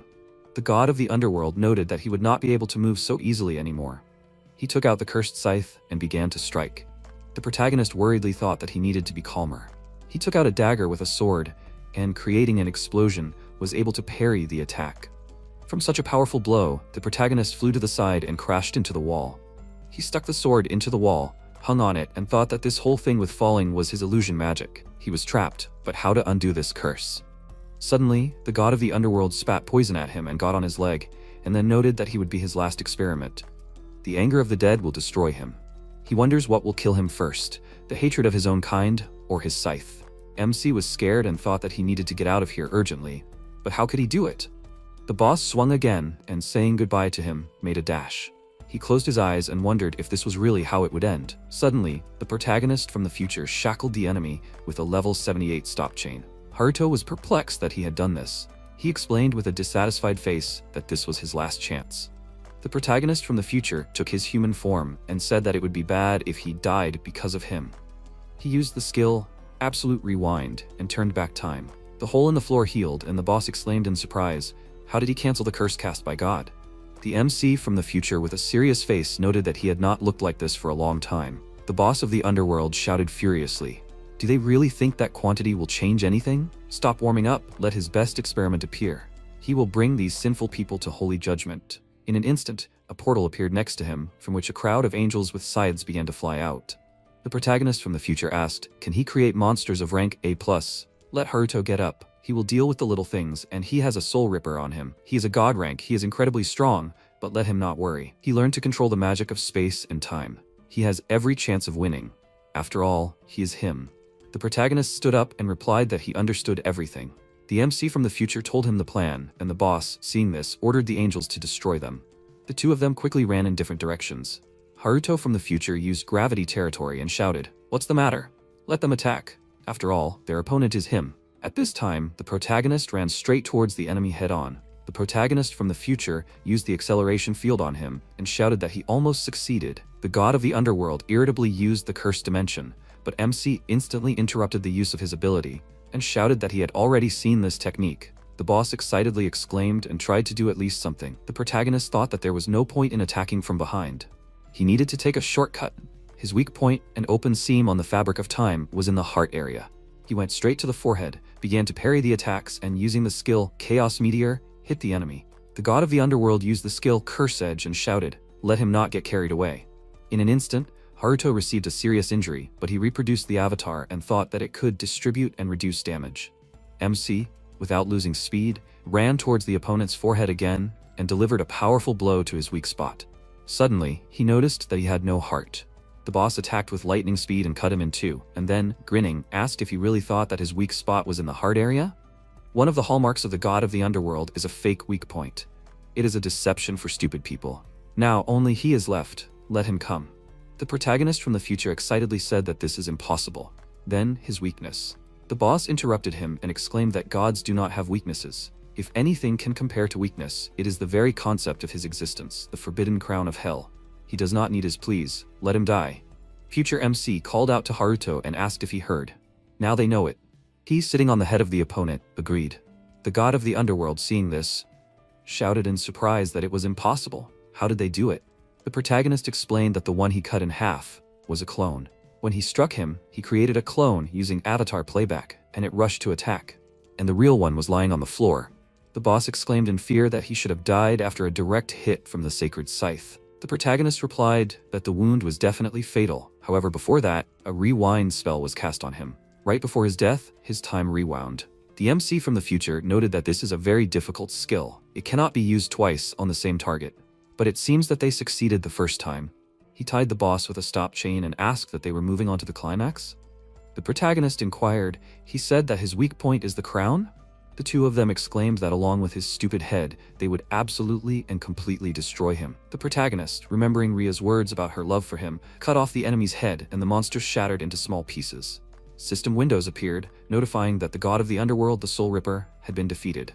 124,356 experience points received. 35,635,343 credits received. MC noted with a serious face that the extermination was complete. Suddenly, a staircase to the next floor appeared next to them. The protagonist from the future called out to him and said that it was time for them to go to the top floor. The protagonist agreed and asked if this is what he would look like when he grows up.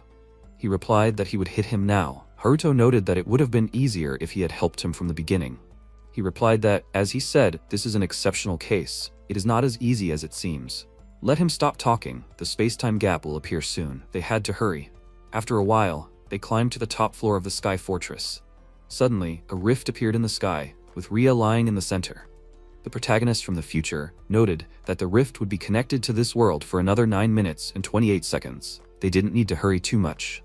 He took off in an instant, and the protagonist, remaining on the ground, exclaimed with displeasure. The MC from the future created an acceleration field that appeared in the form of a ladder. After a while, they got to the center of the rift.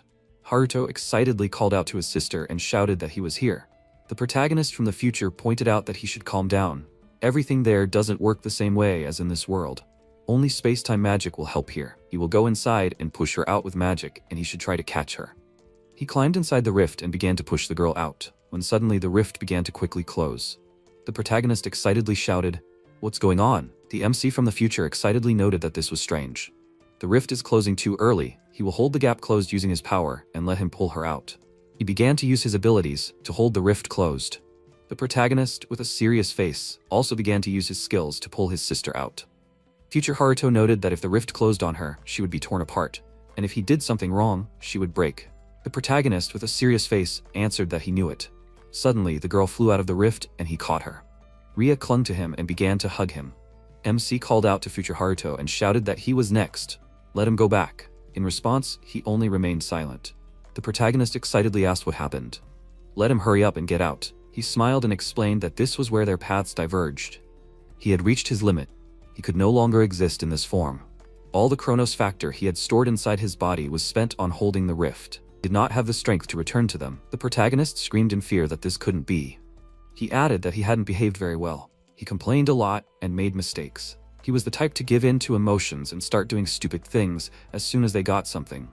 He didn't regret at all that he had fought together with such a sincere and kind person. This rift would never open again, so they said goodbye. The MC reached out his hand in confusion and screamed that this was impossible. He replied that he trusted him with his dreams. Let him save this world for him. The protagonist, with tears in his eyes, smiled and said that he should leave it to him. The protagonist from the future chuckled and replied that he would take him at his word. The girl was safe now. He was glad that she was okay. Ria asked in confusion, was he her brother too? Suddenly, memories came flooding back to Haruto from the future, and he said with a smile that he was glad to see her home. The rift closed in an instant. MC fell to his knees and thought hysterically that at the same moment, he lost and found a dear person. One day after completing the dungeon's Sky Fortress, the protagonist returned to the Adventurer Academy. Suddenly, at the entrance, he was met by third-year girls who joyfully exclaimed that they were waiting for him. One of the girls noted that, as members of the delegation of the Ryuga Victims Association, they would like to express their sincere gratitude to him.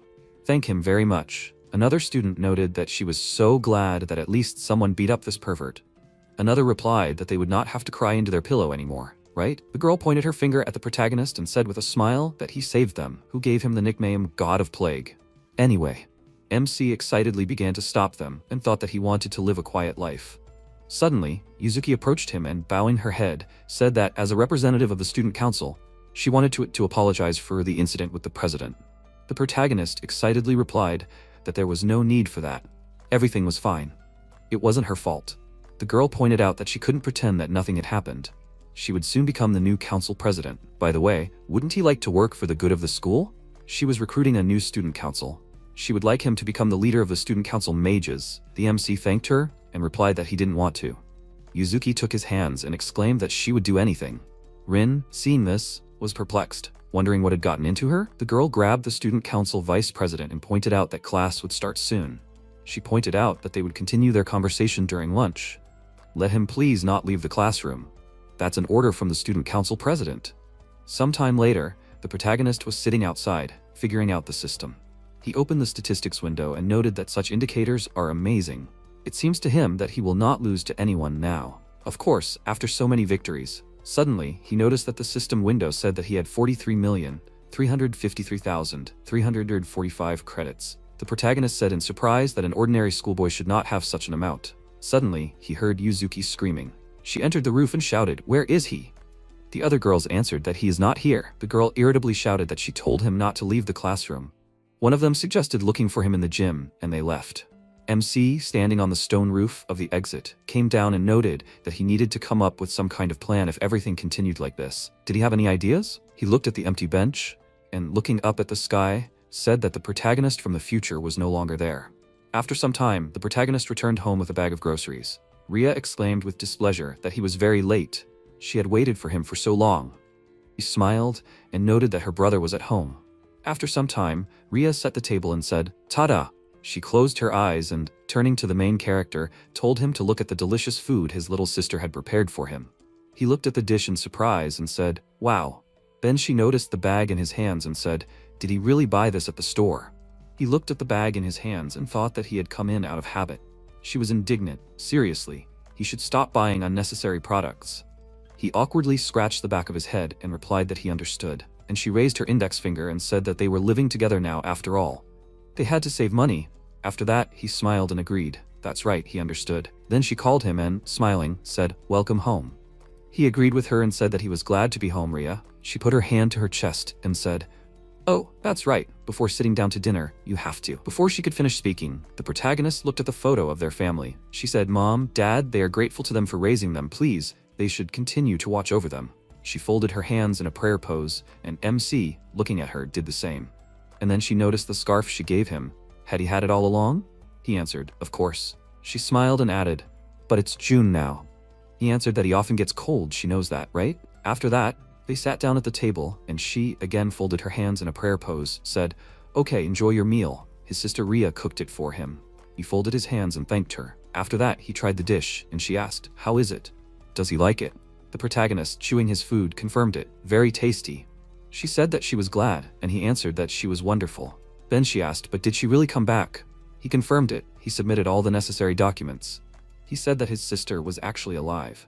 She laughed slightly and thanked him. Then she clenched her fist and added, she lost 2 years, so she will have to try hard in school, he added, and in the dance academy. She looked at him in surprise and asked, but will money be no problem? He said that she does not have to worry about it ever, even in the distant future. The total amount of loans in his account was 43 million. He said that she will be able to go to the dance academy even when she becomes a grandmother. She was surprised. How is that? What does that even mean? Then she turned her gaze to the sofa and asked, is this all thanks to him too, right? Him from the future. The protagonist took Pinky from her hands and confirmed it. They should be grateful to him. He remembered his future self's words. Then he said that he trusts him with his dreams. He should save this world in his place. The protagonist looked at the toy in his hands and thought, but how can he save the world now? Then Ria reached into her pocket and said, she just remembered, she had this in her pocket when he saved her.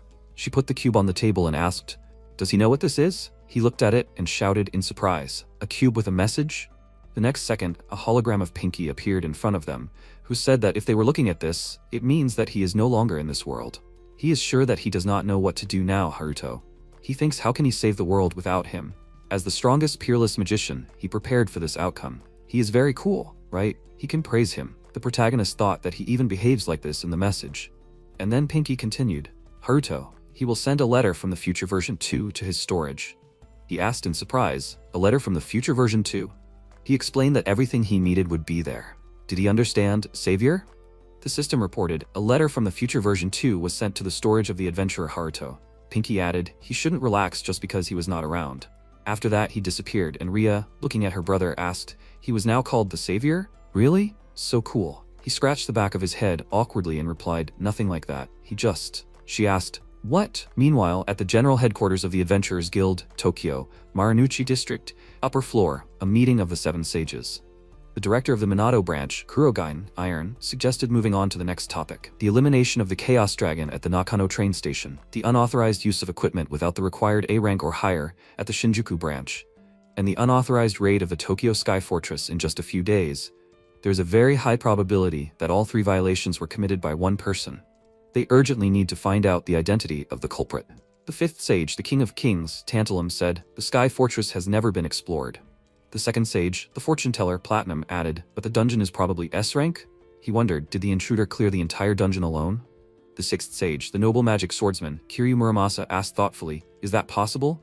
The 3rd sage, DDD Oz, remained silent, and the 1st sage, the omni-elemental, Ki, said, perhaps this can be considered a challenge to the guild. Really interesting. The 4th sage, the crazy witch, Serena, laughed slightly and said, I wonder what kind of dark power he wields. The 7th sage, Akashi's vision, Tellurium, said, the purpose of observation. Kurogane said, I hope that everyone gathered understands the importance of the situation. This unknown adventurer, once they find him, they will make him one of the executive directors of the guild and a fighter in the upcoming war between the worlds. With this, he declares the meeting of the 7 sages over. The next day, Sakura, holding a balloon and her mother's hand in her hands, walked forward and happily said, hooray. They stopped near a flower shop, and her mother, bending over to the flowers, noticed how beautiful the flowers were. The employee said that they were currently having a promotion, a 30% discount. At that moment, Sakura noticed a butterfly flying past. Running after it, she went out onto a crosswalk. At that moment, a truck was approaching her at high speed. The driver, seeing the child, was perplexed and shouted, what? Her mother turned around abruptly and shouted, no. She must stop, Sakura. Be careful. The next second, the balloon exploded. Those present watched in surprise. Her mother was kneeling on the crosswalk. But the next moment, the protagonist appeared, holding the child in his arms. The mother looked at him in surprise with tears in her eyes. She got to her feet and ran to her daughter in alarm, shouting, Sakura! The protagonist, looking at the girl, asked, were you scared? She shouldn't be scared. She was safe now. He put her on her feet, and she thanked him embarrassedly. The mother threw herself into her arms and shouted, thank God. She's okay. The protagonist looked at them and sighed with relief and thought, everything worked out. When he noticed her, He thought he wouldn't make it in time, but due to the magic of space and time, his drink and her balloon were damaged in the process. But it's nothing compared to a human life. He saved her with his power. Then Sakura's mother looked at him and said that she would thank him now. He replied that she didn't have to worry, it wasn't necessary. She put her hand to her chest and screamed, but he saved her life. He should at least say his name. He awkwardly scratched his cheek and said he would like her to pretend that nothing happened. He thought that he didn't want to stand out even more. Then he took his bag and, turning in the opposite direction, said that he was running. The woman stretched out her hand and screamed, "Please, he must wait." And the protagonist quickly ran forward and said, "Oh my god, he's late." Sometime later, at the Adventure Academy, High School, Tokyo, Nakano District. MC, jumping from roof to roof, stopped after the grate and looked down to see Yuzuki asking the students, "Has Haruto arrived?" They replied that he is not there yet. He sighed and looked away. After a while, he was sitting in class, while everyone was looking at him. He thought that he did not even need to look at the passage of time to feel everyone's gaze. At that moment, Rin, looking at him, thought, "Haruto, it feels like he is somewhere far away, just like when she met him near the guild." Not long ago, the Adventurers Guild, branch of the Shinjuku Metropolitan Government, Tokyo, Shinjuku Ward. Rin explained that she was a student at the Adventurers Academy in Nakano Ward, and she had cleared a B-rank dungeon. The worker replied that he understood and thanked her for her work. She then said that in that case, she will go. After that, he asked, "Nakano? Maybe she knows a student named Haruto?" She was surprised and then answered that she knew him. The worker said that Tokimin from the weapons synthesis lab developed a new theory. He called it the Haruto theory. When he asked about the name, he said that a student from Nakano gave him a hint. It sounds strange, right? In the present tense, she looked at her friend again and thought, "How is he?" After that, the teacher announced, "That's all for today. Oh yeah, about the exchange student coming next week." Sometime later, during lunch, the protagonist sat on a bench on the roof of a building, holding a black letter in his hands. He thought, a letter from the future, version 2? It said, "Haruto, he first needs to perfect his swordsmanship. After all, spatial magic is auxiliary. His true talent lies in swordsmanship. If he wants to become a great mage like him, he must focus on the sword. When the time comes, he will understand why he needs it." Well, for now that's all. The protagonist leaned his hands on the back of the bench and said, secretive as usual. He never explains anything. At that moment, Muramasa stepped onto the school grounds. He used silent steps and instant movement. The next second, he appeared on the roof next to the protagonist. Seeing him, he summoned his sword and shouted, "Who is he?" Muramasa turned his gaze to him and said, "Here he is. He wants to borrow his power. The end of this world is near." MC, frowning, thought that he did not feel his presence until he came close. He is not that simple. Then he asked, he says, "The end of the world? What does this mean?" Muramasa adjusted his glasses and answered, "That's what it means. In the near future, everything he holds dear will turn to dust and disappear." The protagonist, thinking about his sister, asked in surprise, "What?" Then he pointed his sword at him and said that he can't just trust him. He does not know his name or who he is. He just appeared and started forcing him to do something. He reminds him of someone. He does not like it. He will do what is best in his own opinion. He will decide for himself. Muramasa smiled and then showed him the screen of his phone, which had a photo of his sister dancing, and he asked, "Even after this?" MC, paying attention to the photo, thought, "Ria, freak." He swung his sword, releasing his energy. Muramasa thought in surprise, this is a fighting spirit. And some kind of unusual one. He knew that this guy had great potential. Then he asked him not to worry so much. He took a photo when he was studying him. He did not touch his sister. He swears by his sword. The next second, he appeared next to the protagonist and added, "However, if he needs to face him in battle, he will gladly do so." The protagonist turned his gaze to him and noted that he crossed the line. No matter what happens now, he should not regret it. Muramasa jumped forward and, reaching for the hilt of his sword, said that he was prepared for this from the beginning. He used killing intent.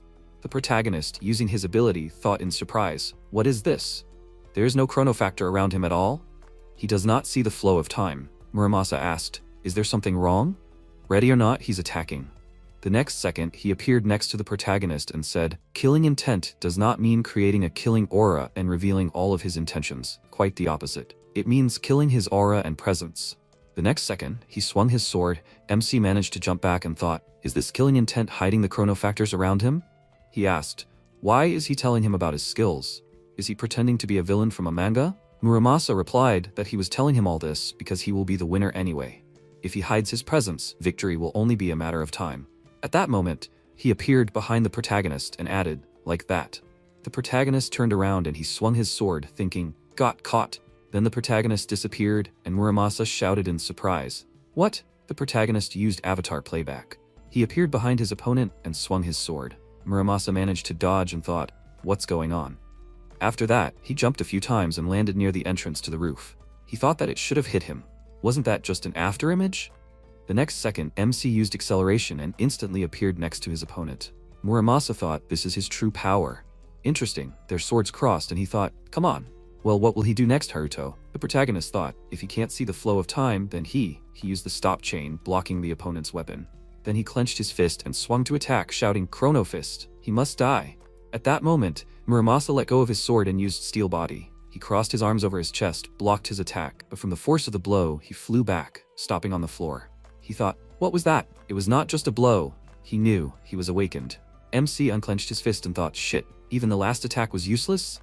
The next second, Muramasa said, enough. The protagonist was surprised. What? He, walking forward, said that he sincerely apologized for what he said about his sister. Then he bowed and added, please, he must forgive him for this deliberate attack. It will not happen again. The protagonist was confused. What? Then Muramasa bent down, raising his sword, and said that in that case he will go. The protagonist extended his hand to him and shouted, hey! Why is he deciding everything himself? Their match yet. Before he could finish speaking, Muramasa said, of course, the match is not over yet. They will continue this at his school. The protagonist was surprised. At his school? And he noticed that he has a unique talent. However, he is still weak. He has not yet reached the level he should be at. He must learn the secrets of the swords at his school to become stronger. MC opened his mouth in surprise, remembering the message from the black letter, and said, didn't he already say that he can't just blindly believe his words? Muramasa adjusted his glasses and agreed, saying that he was definitely stronger than him now. Is that not enough for him? He will wait for him at school. After that, he disappeared. The protagonist surprisingly took out a sheet from his pocket and asked, is this the permission to exchange students between his school and Azabu's school? He thought in surprise. Did he put this in his pocket during the battle? Then he said, so that's what he meant by his school. After that, he clenched the sheet in his hands and shouted in annoyance. Annoying guy? At this time, Muramasa, standing outside the school, turned around and thought, Haruto, he's good. Before all the sages use him as their sixth man, he will train him. And then, after joining the 7 sages, he will make him perform a coup d'etat and take their power for himself. He will interfere with Kurogane. Meanwhile, MC was reading the contents of the sheet and thought, exchange training? It said, student exchange program. The goal is to improve the skills of the students in each school. The duration is 1 month. The requirements for admission are to be a student of a school that belongs to the Adventurer Agency. Student council members are given special conditions at the host school. Then he looked to the side. Yuzuki ran up to him and put her hand forward and shouted, she found him. He will definitely join the student council today. The protagonist stood up from his seat and replied, great, just in time, he will accept. She froze in surprise and then shouted, what? A week later, Adventurer Agency, Azabu Branch, Tokyo, Minato Ward. Yuzuki, walking next to the protagonist, noticed that she was impressed by him. Not only did he join the student council, but he also wanted to go to Azabu High with her. He smiled and replied, of course, he was a member of the student council now. It was his duty. He thought it was just written on the sheet that student council members were entitled to special privileges. Then she added, Azabu High produces a lot of S-rank adventurers. It is the best school in Japan. In addition, only 3% of applicants, the best of the best, get into this super elite school. Approaching the entrance, she turned around and said happily, they should try to keep up. The protagonist agreed with her, and then they went inside. Yuzuki said, first they need to say hello to the chairman. MC, looking around at the students, thought, everyone seems to be wondering where the 2 strangers came from. Well, there is no point in worrying about it. They will solve problems as they come. At that moment, Yuzuki put her hand to her chest and said, there is no need to worry, Haruto. She is with him. He awkwardly agreed with her and thought, is she really okay? After some time, the Adventure Agency, Azabu Branch, 20th floor, Chairman's office. Tokyo, Minato Ward. Yuzuki, stopping at the door, noticed that they had arrived. This was the chairman's office. After that, she knocked and asked to be allowed in. Muramasa was sitting at the desk in the office. And when they entered, he said that he had been waiting for them. He was the chairman of this school, Kiryu Muramasa. The protagonist thought, seriously? Then the chairman stood up from his seat and, spreading his arms out to the sides, said, welcome to Azabu School. In their time, when magicians were considered the cream of society, they only taught swordsmanship. Even in the Adventurer Agency, they were the only ones like that. Instead of magic duels, sword duels were held here. During training in this program, some will rise in the rankings through duels. With these words, he stood in front of the protagonist and raised his index finger. Yuzuki put her hand on her chest and asked him to wait. There shouldn't be anything like that in the program. The MC said, if that happens, he'll be able to fight him again, Mr. Chairman. Yuzuki was surprised again, and he turned around and replied, The first place in the top is given the right to fight the strongest person in this school him. The protagonist said that it was great. He would quickly get to first place and defeat him. The faster he did it, the faster he could go home. He should listen. He didn't like that their fight ended halfway. Once they finished this, there would be no reason for him to stay here. Muramasa closed his eyes and put his hand on his chest and said that he agreed. No matter what the goal and attitude, this school respects swordsmen who aim to get to first place.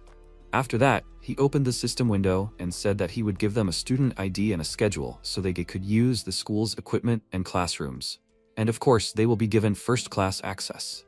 A system window appeared in front of the protagonist which said, Kujo Haruto, Swordsman Course, Level 98. Azabu School Position, 4395. Access Level A. After looking at this, he thought, if the grading system here works the same as in Nakano, then he should challenge the students who are higher than him in the top to a duel.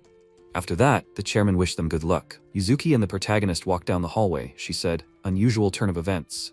Then she looked at the protagonist and shouted, she can't do it. How can she claim first place? He answered, that's right, from the very beginning of the new Miss President, that's not necessary. He thought, the fastest way to rise in the top is to go to a place where high-ranking students gather. Several ideas appeared in his mind, and he thought, that's right, he will go there first. After some time, the Adventure Academy 2F cafeteria.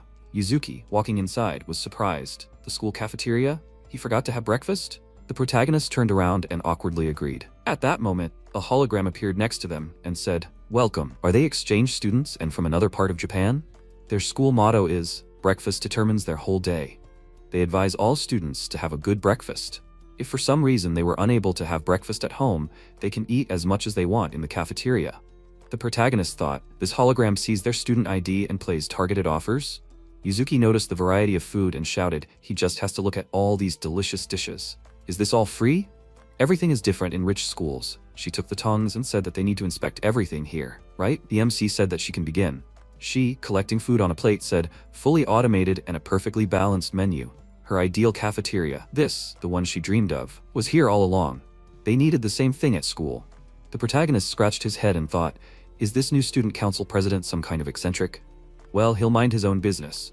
He noticed the voices, one of which said, as usual, he has something he's not worthy of. Mitsurugi Ibuki stood in front of the bullies and asked them to stop. Kinzo Kanetoru held his sword in his hands and looking at it, shouted, seriously, this will turn into trash in his hands. His comrade noticed, the blade is very sharp. Ibuki asked him to give it back, but he shouted that he should shut up. This is his punishment for sitting in the Raito faction's seats without permission. The protagonist thought, he knew it.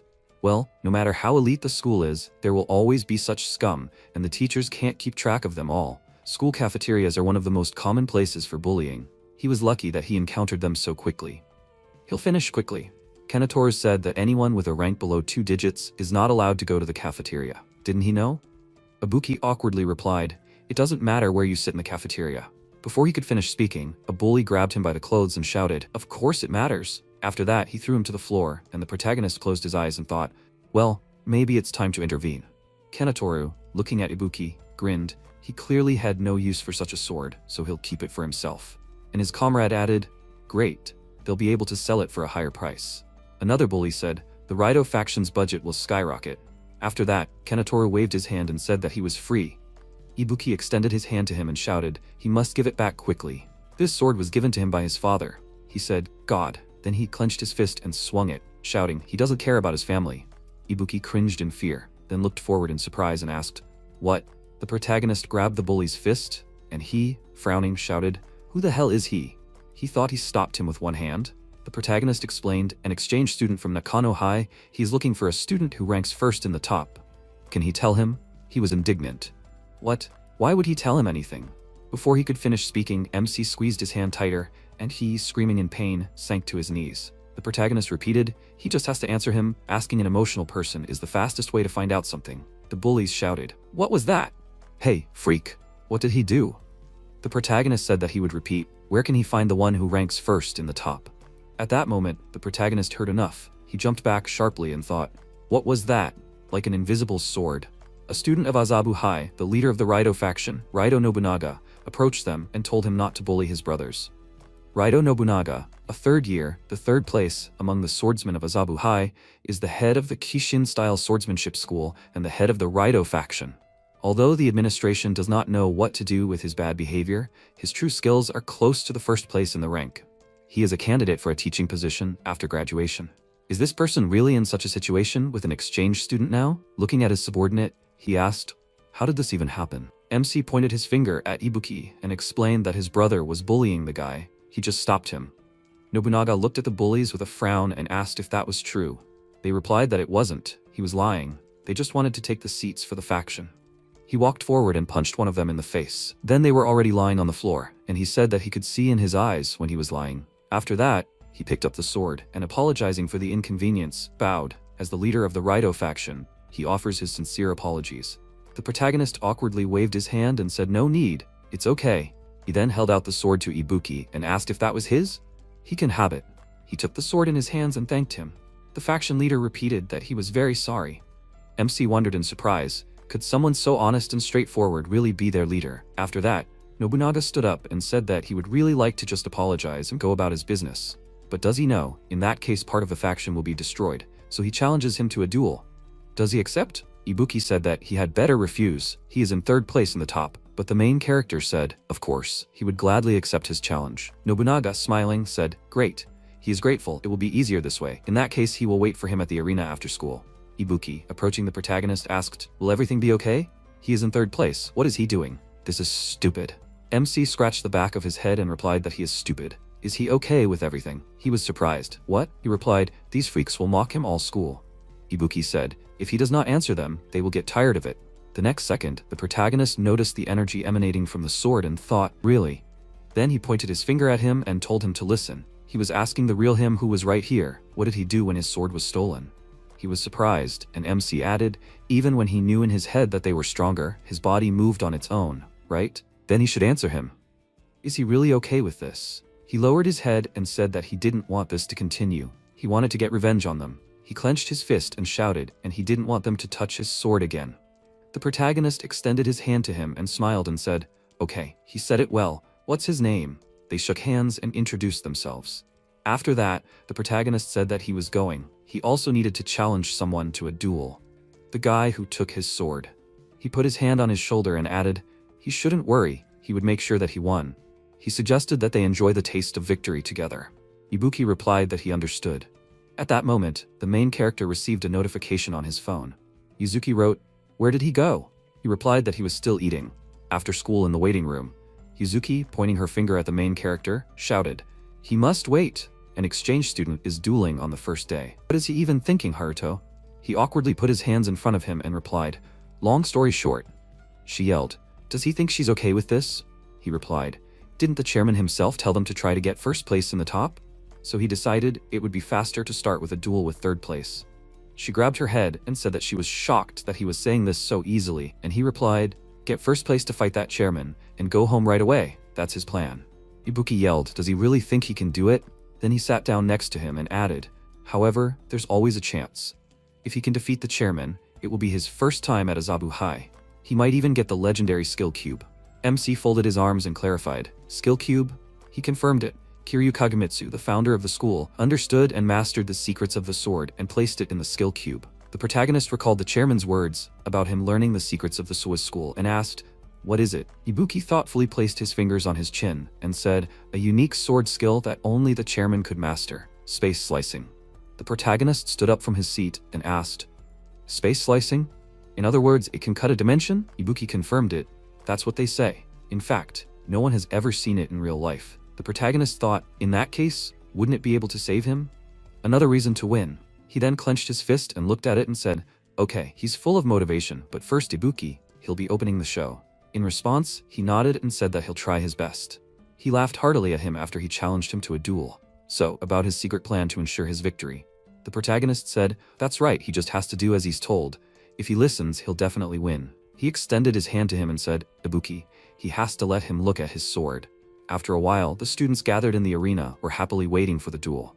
Kanetoru stood in front of Ibuki and pointed his sword at him and said, you idiot, challenge him to a duel. Where did he get the courage? He won't leave a single living spot on him. Yuzuki, who was sitting in the stands, turned to the protagonist and asked, is he really going to be okay?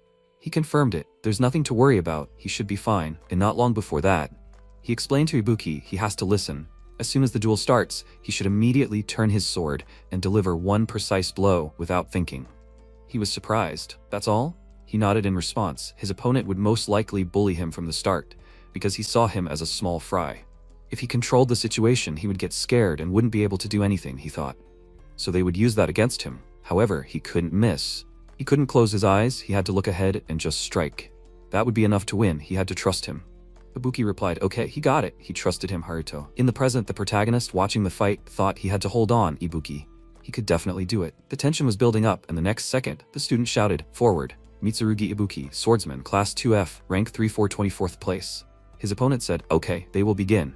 Kinzo Kanatoru, swordsman, class 2A, rank 155th place. Then he added, after he wins, he will continue to be friends with him. Ibuki lowered his head and clenched his fist, saying, he understood. Then if suddenly victory is his, he should not bother him anymore. Idiot. He was indignant. Oh, he is an idiot. He has no lack of impudence. Ibuki stood in a stance and reached for the hilt of his sword. Kanatoru took out a second sword from the portal and shouted, forward. The protagonist said, really a technique of two swords? He is either very good or not. He is a complete idiot. The bully ran to attack, and Ibuki remembered the words of the protagonist and thought, as Haruto said, he rushed to attack as soon as the start of the duel was announced. Under no circumstances should he take his eyes off his opponent and must deliver one accurate blow. The next second, with a sharp movement, he pulled the sword from its sheath and swinging it, sent a powerful impulse of energy forward. Kanatoru shouted in confusion, what? He crossed his swords in front of him, trying to defend himself, and thought so fast he didn't even see. At that moment, a pulse of energy cut through his swords, and he flew into the wall at lightning speed. The audience looked at the arena in confusion, and the referee announced that Ibuki was the winner. Yuzuki, looking at the protagonist, happily said, he won. He confirmed that as he said, after all, his sword was magical. She was surprised, a magical sword? Then he looked at it with the eye of time and realized that this sword had a rare effect. Unlike him, Ibuki wielded magic, but all his magic was absorbed by this sword.